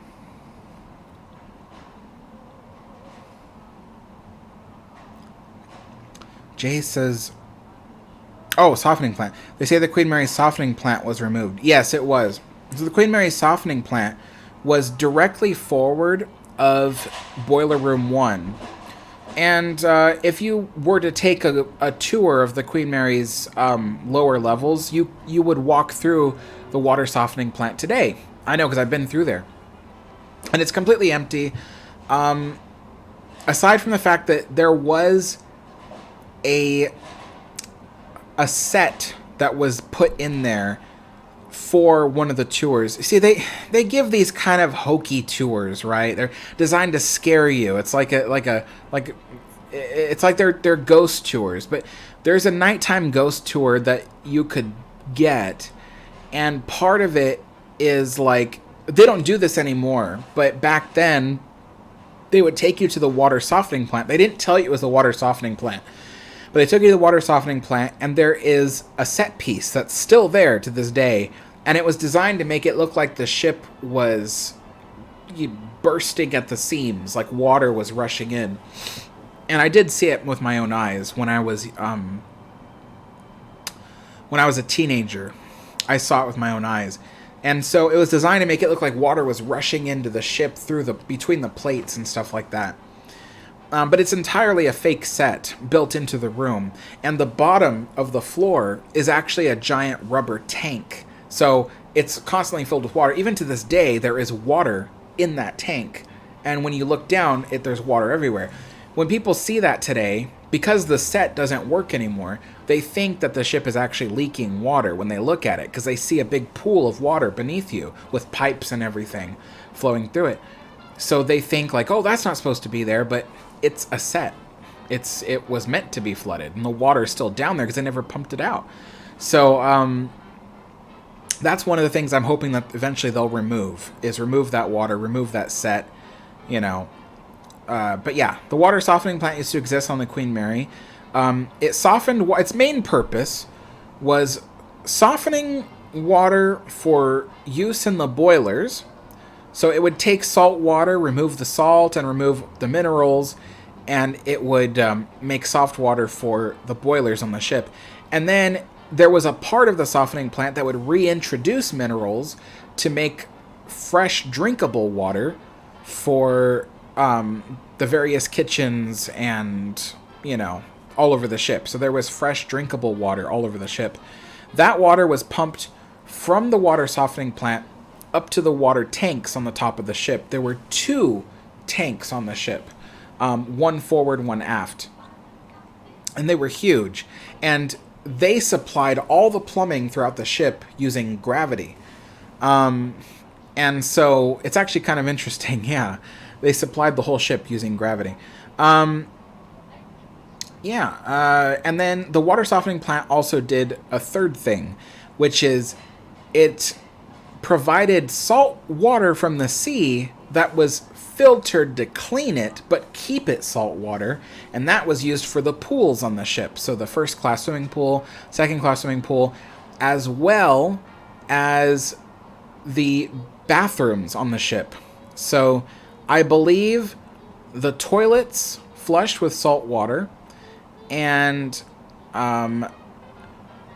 you could also, if you were taking a shower or a bath, you could use hot and cold salt water as well. So the water softening plant produced 3 different kinds of water. Pretty neat. And some people wonder, why would you want salt water in your shower? Well, 2 reasons. One, they encouraged you to take a saltwater shower because it saved on fresh water. The way that you did it was you cleaned yourself with the salt water, and then at the end of your shower, you rinsed yourself off with the fresh water. And so you were only using a tiny amount of fresh water. But the other reason, too, was that even back then, just like today, salt water is considered a therapeutic thing. So salt water was often used on the ship for bathing and stuff like that because it was believed to be like, you know, just therapeutic. So so that's why the swimming pools on the ship were salt water as well. But yeah, also salt water was plentifully available. You know, the ship was surrounded by salt water, so it was easy to just kind of clean it real quick to remove anything toxic like bacteria and stuff, and then they could fill the pools with fresh salt water. Well, I say fresh salt water, but with salt water that is clean.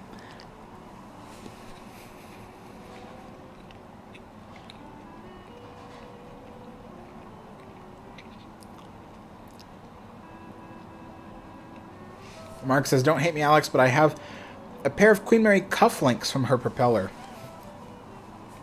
Yeah, I heard about that too. Well, I can't, I'm not going to hate you because I can't change what was done.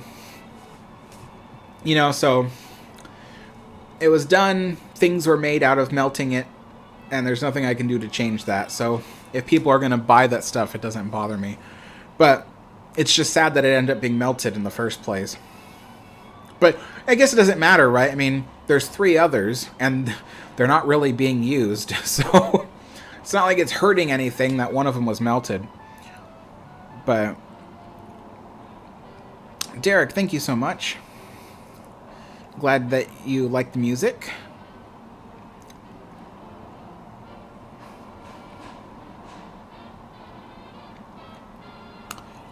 Oh, Lachlan says, my granddad on the SS Moreton Bay was trailing a 1952 ship. Training a 1952 ship.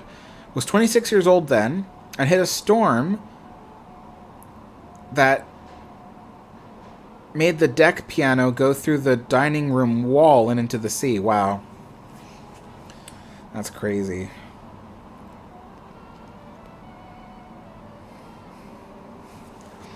Chris says some of the Iowa-class battleships got hit by rogue waves. Chris says, hey, Alex, what year did you graduate high school? I graduated in the year 2005. I graduated in the year 2010. Rena says, oh my god, I had no idea about the asbestos in the Queen Mary. Yeah, a lot of asbestos. It's pretty cool, though, when you think about it. That's one of my favorite things to talk about, because people just go, oh, like, oh no. But I swear, asbestos is perfectly safe to be around if you don't disturb it. So as long as you're not going to take a saw and start cutting through the walls of the Queen Mary, you should be fine. Lachlan says, I just done a whole research project on the history of my suburb. I would call myself the historian of my local area. That's pretty cool. I think that's always a good thing, is when people kind of learn more about where they live. I know some people don't want to, because there is a dark side to history, obviously. You know, you learn about certain places and, you know, like, okay, my biggest example is I made a video about the history of the French Quarter in New Orleans. Now, obviously, in my history video, I made sure to talk about the fact that obviously, New Orleans was the center of slavery for centuries, and horrible things happened. And I even mentioned that the city was built on the blood, sweat, and tears of the slaves. And I made sure to talk all about that.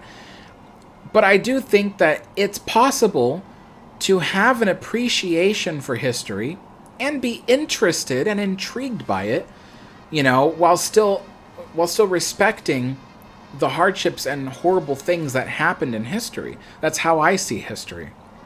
But I think some people were really upset that my video to them seemed really happy and optimistic, I guess. And so they really didn't like that I didn't make the video more sad and doom and gloom, I guess. I could have gone that direction. I could have said nothing but horrible things and made it sound like, you know, New Orleans is the worst place in the world. I mean, you can look at history that way, but I look at history from a different lens, like a lot of historians do. Look at it from an academic lens. You look at it from, this is what happened, this is what happened, that's what happened, and this is what happened. You know, you learn from it, you understand it, but you can still appreciate it and love to hear more about it because of the fact that you're learning something new.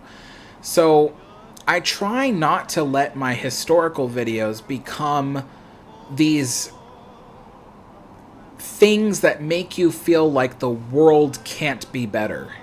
You know, I try to make it seem optimistic, I guess, in a sense that, okay, here's all these horrible things that happened in New Orleans, but through all that hardship came this desire from the people, from the minorities and the people of New Orleans, to better themselves and to make something better out of the ashes of what had destroyed their lives. And so that was the point of the video, was that you can use history to learn from it, to grow out of it, like those little plants you see peeking up through the cracks in the pavement outside. It's that desire to better things and grow despite what holds you down. And that is what I try to instill in my videos. So I didn't see the video as like me just talking about the flutter and fluff about how great New Orleans was. I think I introduced some of the horrors that happened in that video. But some people just don't want to walk away feeling good. They want their videos to seem like just horrible doom and gloom 100% the way through, and that's just not what I do. So, but yeah. Let's see here.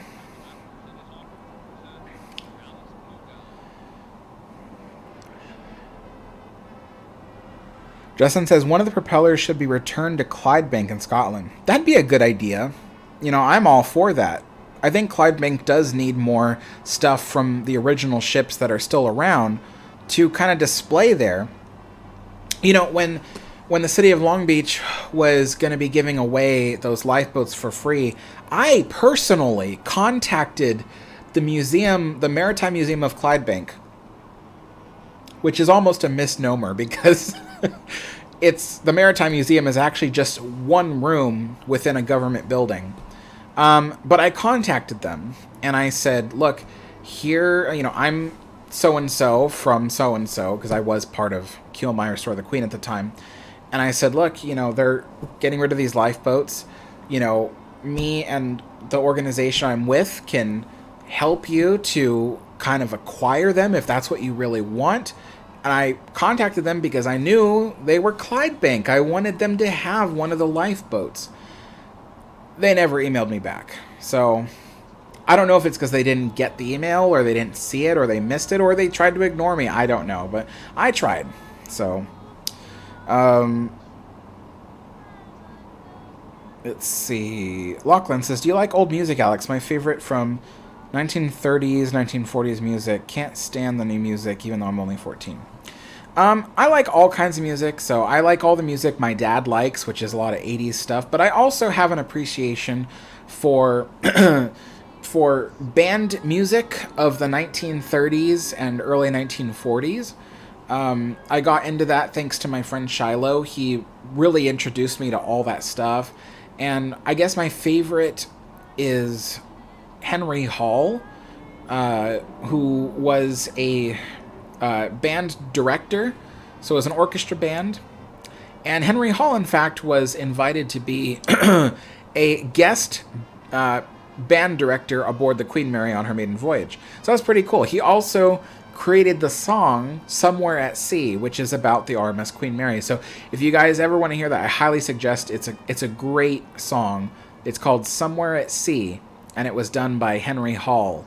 So I would look that up. It's really good. But yeah, I do like a lot of orchestra band music from the 1930s and 40s.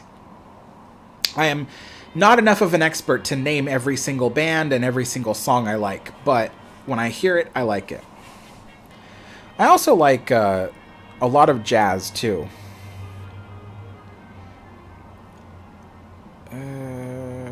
Wheatfield. Justin says, I'm the town historian of Wheatfield, New York. Very rewarding job for many reasons.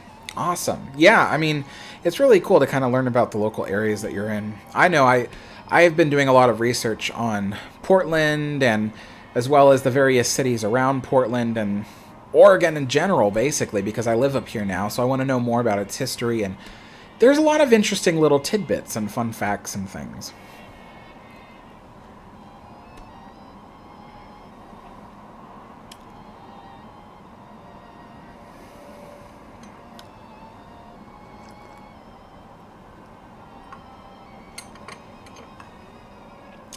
Lachlan says, when I grow up, I would like to try and replicate the Queen Mary's first-class main lounge in the living room, but on a smaller scale. That'd be pretty cool. I know that if I had a lot of money and I had, like, a house that I could design myself, it would be Art Deco, and it would look like the Queen Mary's interiors as they appeared in the 1930s.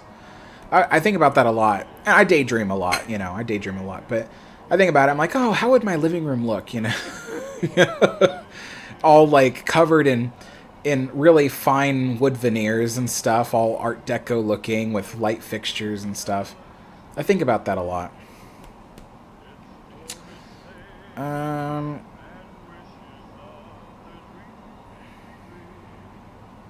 Chris says, that's why I love Star Trek, being in a better future for humanity. Yeah, that's a great show.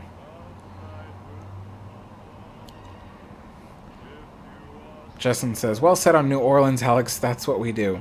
Yeah, thanks. Yeah, that's exactly. Yeah, I try to think of things in a more positive light. Chris says, hopefully one day in the future there will be a starship USS Queen Mary. Lachlan says, will the remaining lifeboats on the dock be fully restored, like with the interiors and engines? So, yeah, so there are a total of 8 lifeboats that were saved from destruction. 2 of them are on the ship. They're currently sitting on davits 1 and... No, 2... Davits... Sorry. Davits 2 and 3 Yeah. Those will eventually be restored back to their original condition, so that way people can enjoy them, because you can actually climb the stairs next to them and actually look up and see them. So, or look down and see them. So, those were specifically chosen because of where they are. As for when that will happen, nobody knows yet. There is one lifeboat, I believe it's lifeboat number 14, and it's sitting on the dock next to the Queen Mary. That is at ground level, so that way people can walk around it. That will also be restored and have its own proper little display area down there. When that will happen, we don't know. And then there are 5 lifeboats that have been moved to a city storage facility, and they will sit there until they also get restored and brought back to the Queen Mary in the future, whenever that may be. But we don't know, because as bad looking as the lifeboats and davits may be, they are not the highest priority right now of things that need to be done on the ship. So there are much more high priority things right now that take precedence before the lifeboats and davits. So, yeah, but eventually they will be. But the other reason why there are so many lifeboats that have been saved, 8 in total, is because the city also thinks that it would be good to have digital molds. I don't know, my brain isn't working right now, but to take measurements and have digital replicas of the lifeboats created, so that way lightweight replicas could be created and maybe later put on the Queen Mary. But again, that is far into the future. I don't want to instill this hope like, oh, it's going to happen next year. Like, no. We're probably talking 5 to 10 years in the future. So, I would not expect to see lifeboats or even replica lifeboats put back on the Queen Mary for another 5 to 10 years. I would not expect to see the 3 lifeboats that are currently sitting on and near the Queen Mary to be restored within even the next 2 years. It probably may be 3 years from now when those 3 lifeboats get restoration work done. Hopefully sooner. I mean, let's all hope that it's sooner, but I would not be expecting to see stuff to happen very, very soon. The ship does have a bright future ahead of her, but the thing is that at the moment, there is only so many people involved in helping the ship, and they need all the funding and money that they can get. So, I'm currently working with some folks. We have a plan to, help the Queen Mary. I can't be very specific, but I'm going to be part of something that I think will be really, really big, and it'll really help the ship. That's my passion in life. My passion in life used to be that I wanted to be a chef and I wanted to cook. I made it to being a chef. I cooked. I got tired of it. I'm over it. The next part of my life, I think, will be to help the Queen Mary, because the Queen Mary isn't just a ship. It's a way to educate people. And if there's one thing in this world that I could do to leave my mark positively on this world, would be to help restore the ship, so that way she can continue on educating and entertaining people for decades to come. And that is what I think I really want to do for the next chapter of my life. So I'm definitely part of something right now where we're going to try to help the ship. And I can't be too specific, but it's going to be pretty cool. And you guys will get to see all about it when we're ready. But it'll be really neat. So hopefully it works. Crossing fingers. But yeah, that'd be really cool. Let's see.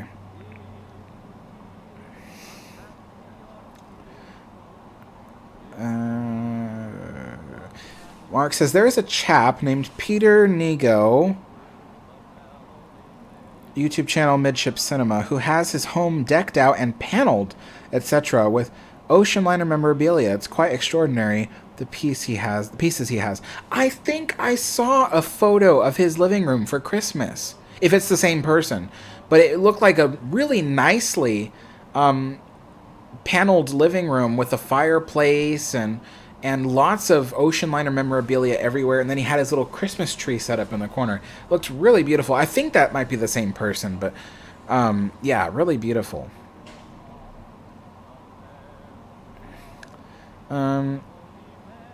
Mike says, what size engines do the lifeboats have? Little 3 cylinders? Oh gosh, how many cylinders? It might have been 3 cylinders. Or I have the information somewhere on my computer. I even have photographs of the original engines on the lifeboats. But off the top of my head, I don't remember how many cylinders it had.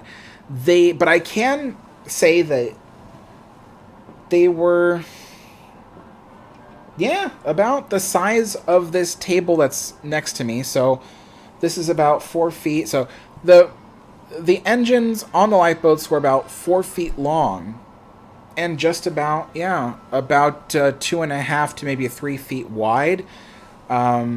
If they were sitting on the floor, they would come up to maybe waist level or shorter. Definitely not very tall.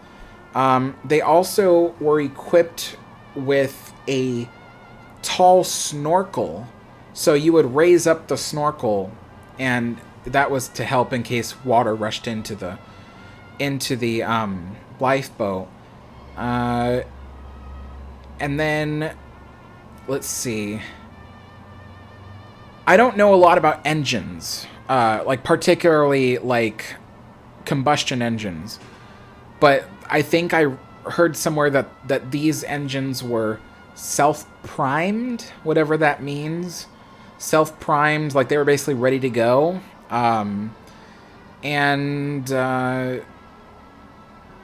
Yeah, they were just, yeah. And I think the maximum speed was, what did they say? Like 3 knots, which is not very fast, but it's better than rowing the boat. So I think that the speed was 3 knots for the lifeboats. They were steered by hand with a tiller. So, let's see.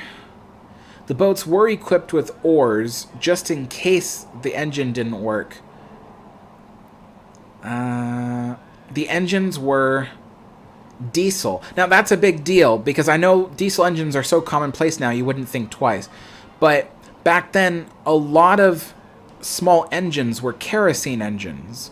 So if you had a small engine, it likely ran on kerosene. So it was actually kind of interesting that Queen Mary had diesel engines for the lifeboats instead of kerosene engines. But she did. Now, ironically, the emergency generators on the Queen Mary back in the days when she was sailing were kerosene engines. So, interesting. You'd think that for the sake of continuity or just trying to keep the same materials everywhere, you'd think that any combustion engines on the ship would all be the same, but they're not. So, but yeah, the lifeboats were kerosene engines, but the emergency generators on the ship were, no. The lifeboat engines were diesel, the emergency generators were kerosene. So, yeah. I don't know much about combustion engines, so I'm like trying to like think of everything here, but yeah. Dino DeSantis says, is there a group gathering funds to help maintain the Queen Mary? Technically, yes. So actually, there is a way you can directly help the Queen Mary right now, which I'm actually glad you asked me because I didn't remember until right now. But yes, I don't have the link with me, but I'm sure you can find it pretty easy. The Queen Mary Heritage Foundation is working with the city of Long Beach. If you buy an annual pass for the Queen Mary, which costs $150, the majority of the money of that pass goes towards helping the restoration of the ship.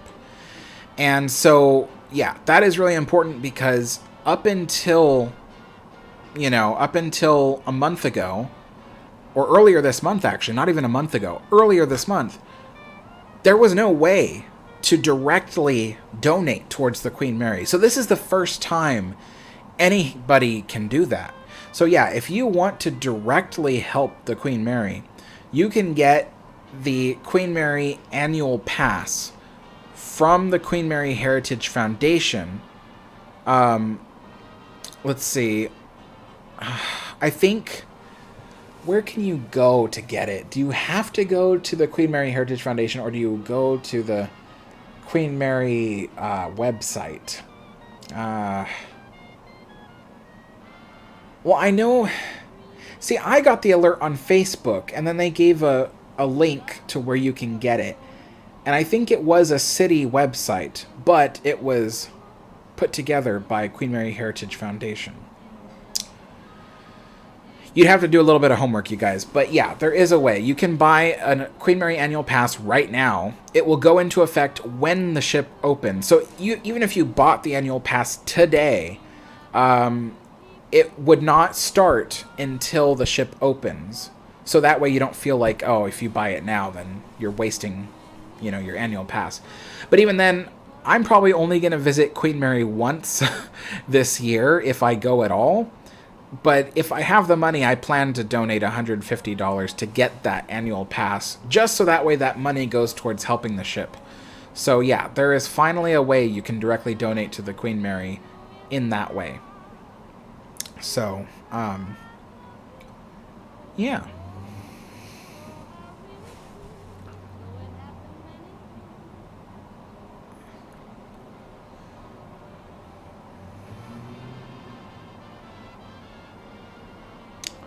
Mike says, wow, so more than 3 cylinders. I'll have to research what they had. I don't know if they had more than 3 cylinders. All I know is that it had a huge flywheel, which took up a huge part of the space.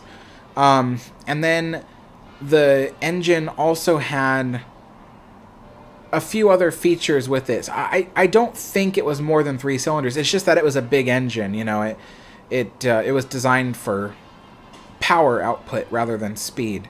So, yeah, but I think its maximum was 3 cylinders. I think. Yeah. Yeah, but it did have a huge flywheel. Yeah, so... Let's see here.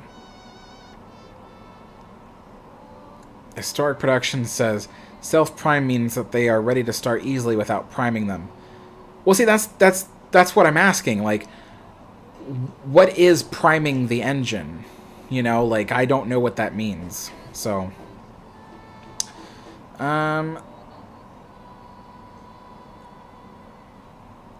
Lachlan says the lifeboats were diesel because diesel would not freeze and go all lumpy like petrol did. Oh, okay, that makes more sense to me. Okay.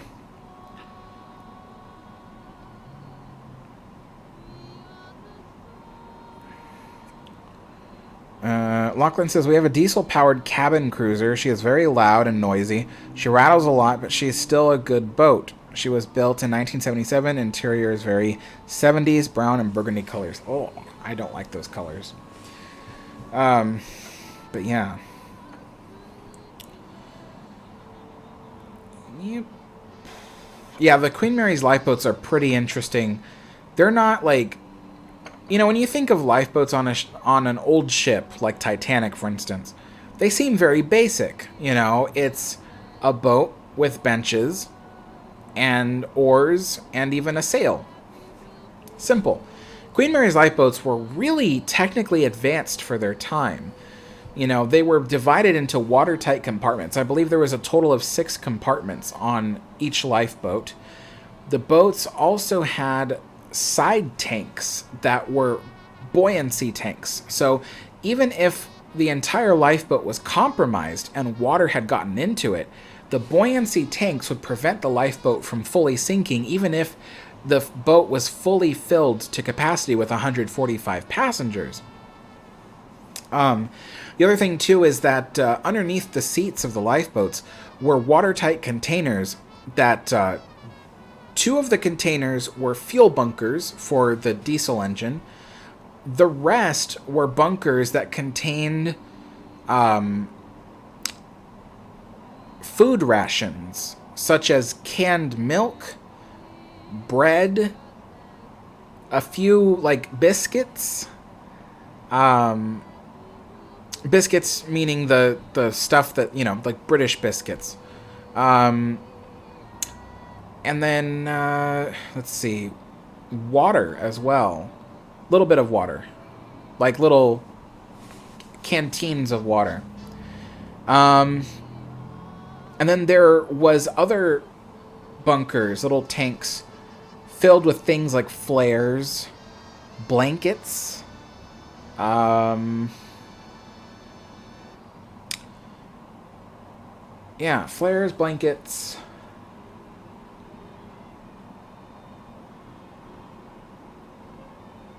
I can't think of anything else. I can't think of it. Oh, there were life preservers. Only a few, though. I don't think the boat carried enough life preservers for everybody on board, but it was just a few extra in case it was necessary.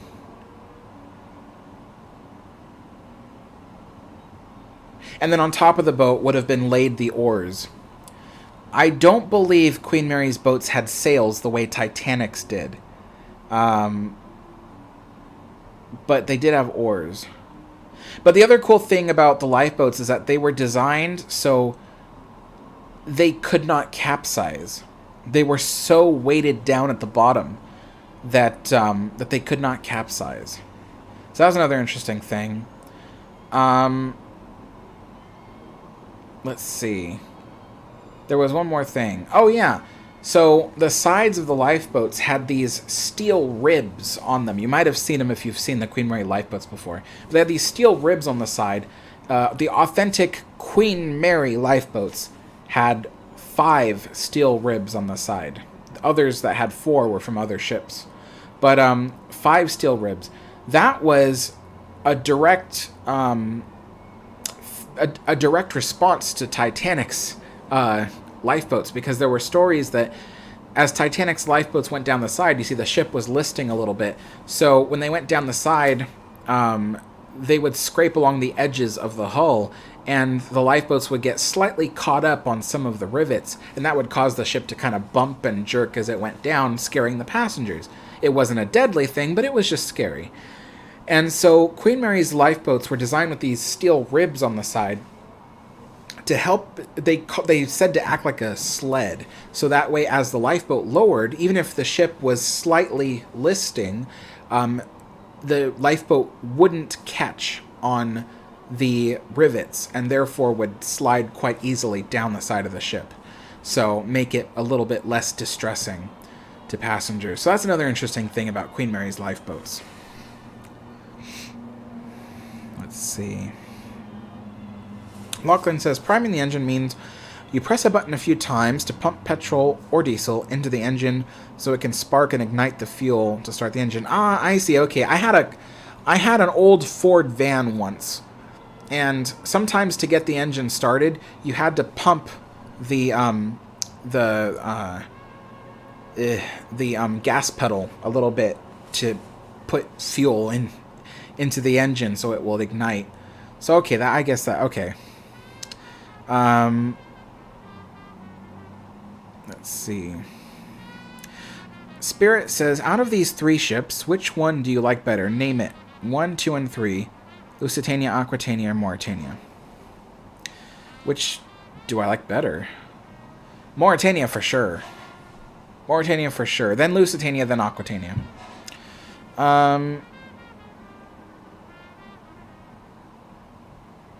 Historic Production says, how did they manage to remove the 3 propellers without having Queen Mary in a dry dock? They did put her in the dry dock. She was dry docked at, there was a U.S. Navy dry dock less than a mile away from where Queen Mary currently sits. That's where Queen Mary was put when she came into Long Beach. Well, she sat at Long Beach for a couple of years. In 1969 is when they finally moved her into the dry dock. And she was in dry dock for about between 3 to 6 months.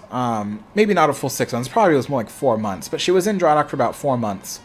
And they inspected her hull, did cleaning. They put, a brand new layer of anti-fouling paint. They removed the 3 propellers. They installed a propeller box around the 4th propeller that the propeller sits in today. Like, they couldn't have installed that propeller box without putting the Queen Mary in dry dock. Like, there were things they needed to do to the ship that required her to be in dry dock.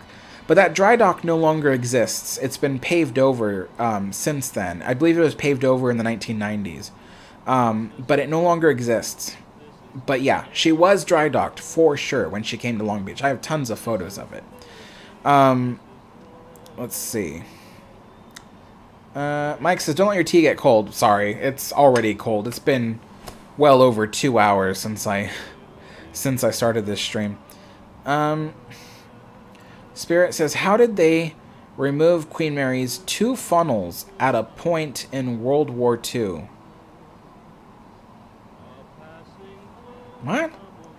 How did they remove Queen Mary's 2 funnels at a point in World War II? They never did. I don't know where you got that, but they didn't remove her funnels during World War II.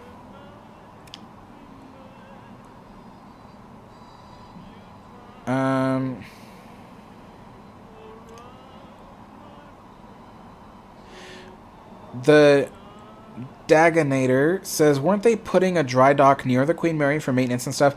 It's not official. They're looking into it. They're looking into building a dry dock somewhere near the Queen Mary. Not next to it, but somewhere near. But they're looking into it. They haven't said that they are doing it yet. Only because that dry dock will probably cost around, $250 million to build. That's a lot of money to put down all at once. So, but they're looking into it because they know the Queen Mary will need to be dry docked within the next 2 to 5 years. Rena says, I just finished watching the New Orleans video. Thank you. Glad you like it.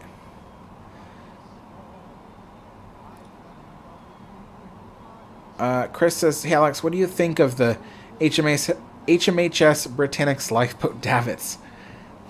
I don't like them. That's kind of one of the reasons why I don't like Britannic, is because of those giant lifeboat davits. I don't like them.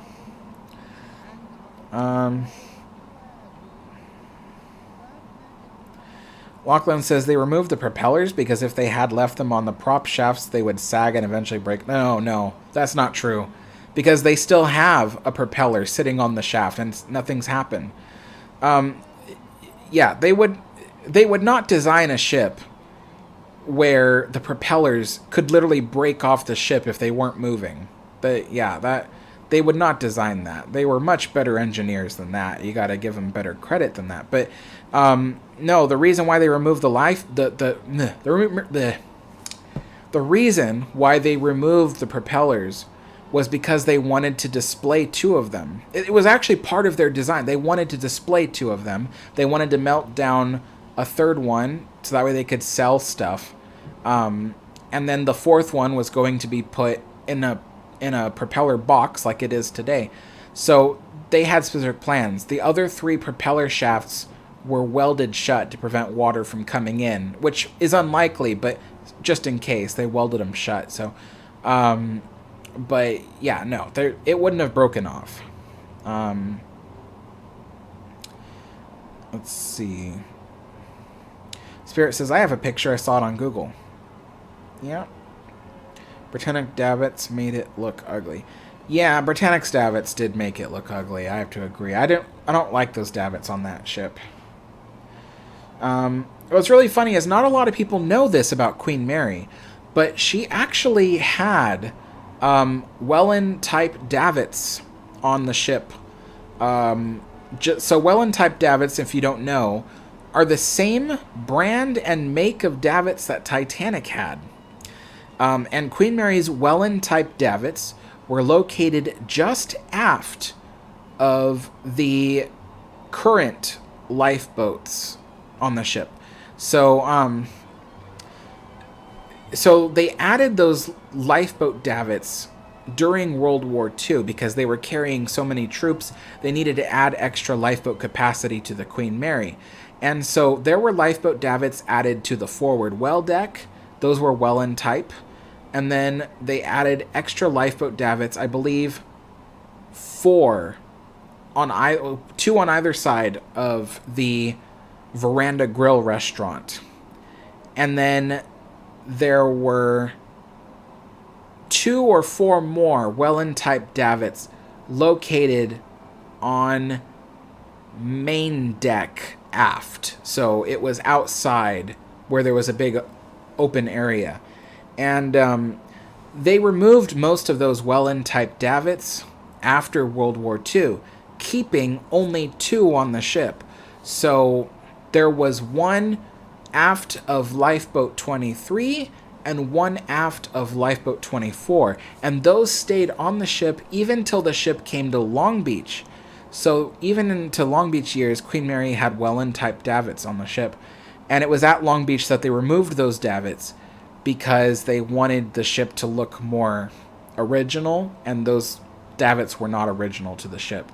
So, but yeah, the Queen Mary had Welland type davits for many decades. Well, I say many, but it's like 2 decades. But still.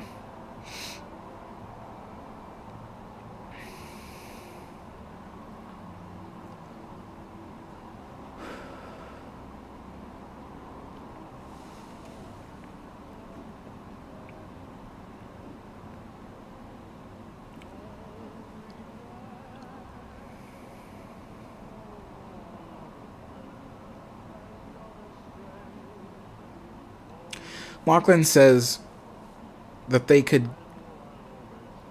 create doors in the back of each funnel and use them for deck chair storage because the funnels are empty shells. Well, funnels do actually have a hidden door in each one, so that way they could be accessed for maintenance. Yeah, I mean, you could put a chair storage in there, but I think a better use for the Queen Mary's funnels, actually, is to use the funnels to hide the air conditioning systems on the ship. Because what they did was, after the ship was converted to a hotel, they started installing air conditioners on top of the ship because they were trying to air condition the staterooms, because those were not originally air conditioned. So they added all these air conditioning machines to the top of the ship. Some of them are sitting on the deck. Some of them are, on the rooftops of the ship. But I think that if a smart person, and if, a smart person were to design it, they could build an air conditioning plant inside each of the 3 funnels. And then that could allow them to remove the big air conditioning boxes that are sitting on the tops of the ship and make the top of the ship look a little bit less cluttered than it does today. For instance, if you saw my video about Queen Mary's dog kennels, there is a giant air conditioning machine sitting on the deck right outside the dog kennels today. Big, huge, giant machine, the size of a bedroom. That should not be there. It looks awful. So if they could, turn the funnels into air conditioning equipment and hide the rest of it, that'd look nice.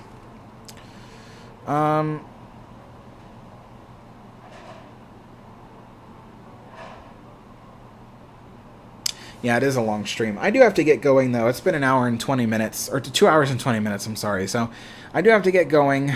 I'll eat these Scottish shortbread a little bit later. I just got really full from that egg sandwich. I don't know why, but it made me full. So, but I am going to get going, you guys. Next live stream. Well, don't forget to join me for the Saturday live stream that I'm doing on Steve's channel. The link is in the description below. It is for the Queen Mary versus SS Poseidon video. That's going to be really cool. So join us for that on Saturday at 1 p.m. Pacific time. And then Sunday, I'll be doing a live stream. It might be a tea time. It could be a train, working on the train with my dad kind of video. I'm not sure yet what I'll be doing on Sunday, but that'll be Sunday. And yeah, that's all I got for now. There's more videos coming out in the future, but also be sure to watch my Disneyland history of... It's called Walt's Disneyland Railroad. I posted that earlier today before the Tea Time live stream, so be sure to check that out if you haven't seen it. It's pretty cool. Anyway, guys, thank you all so much for joining me, and I will see you all next time. Bye-bye.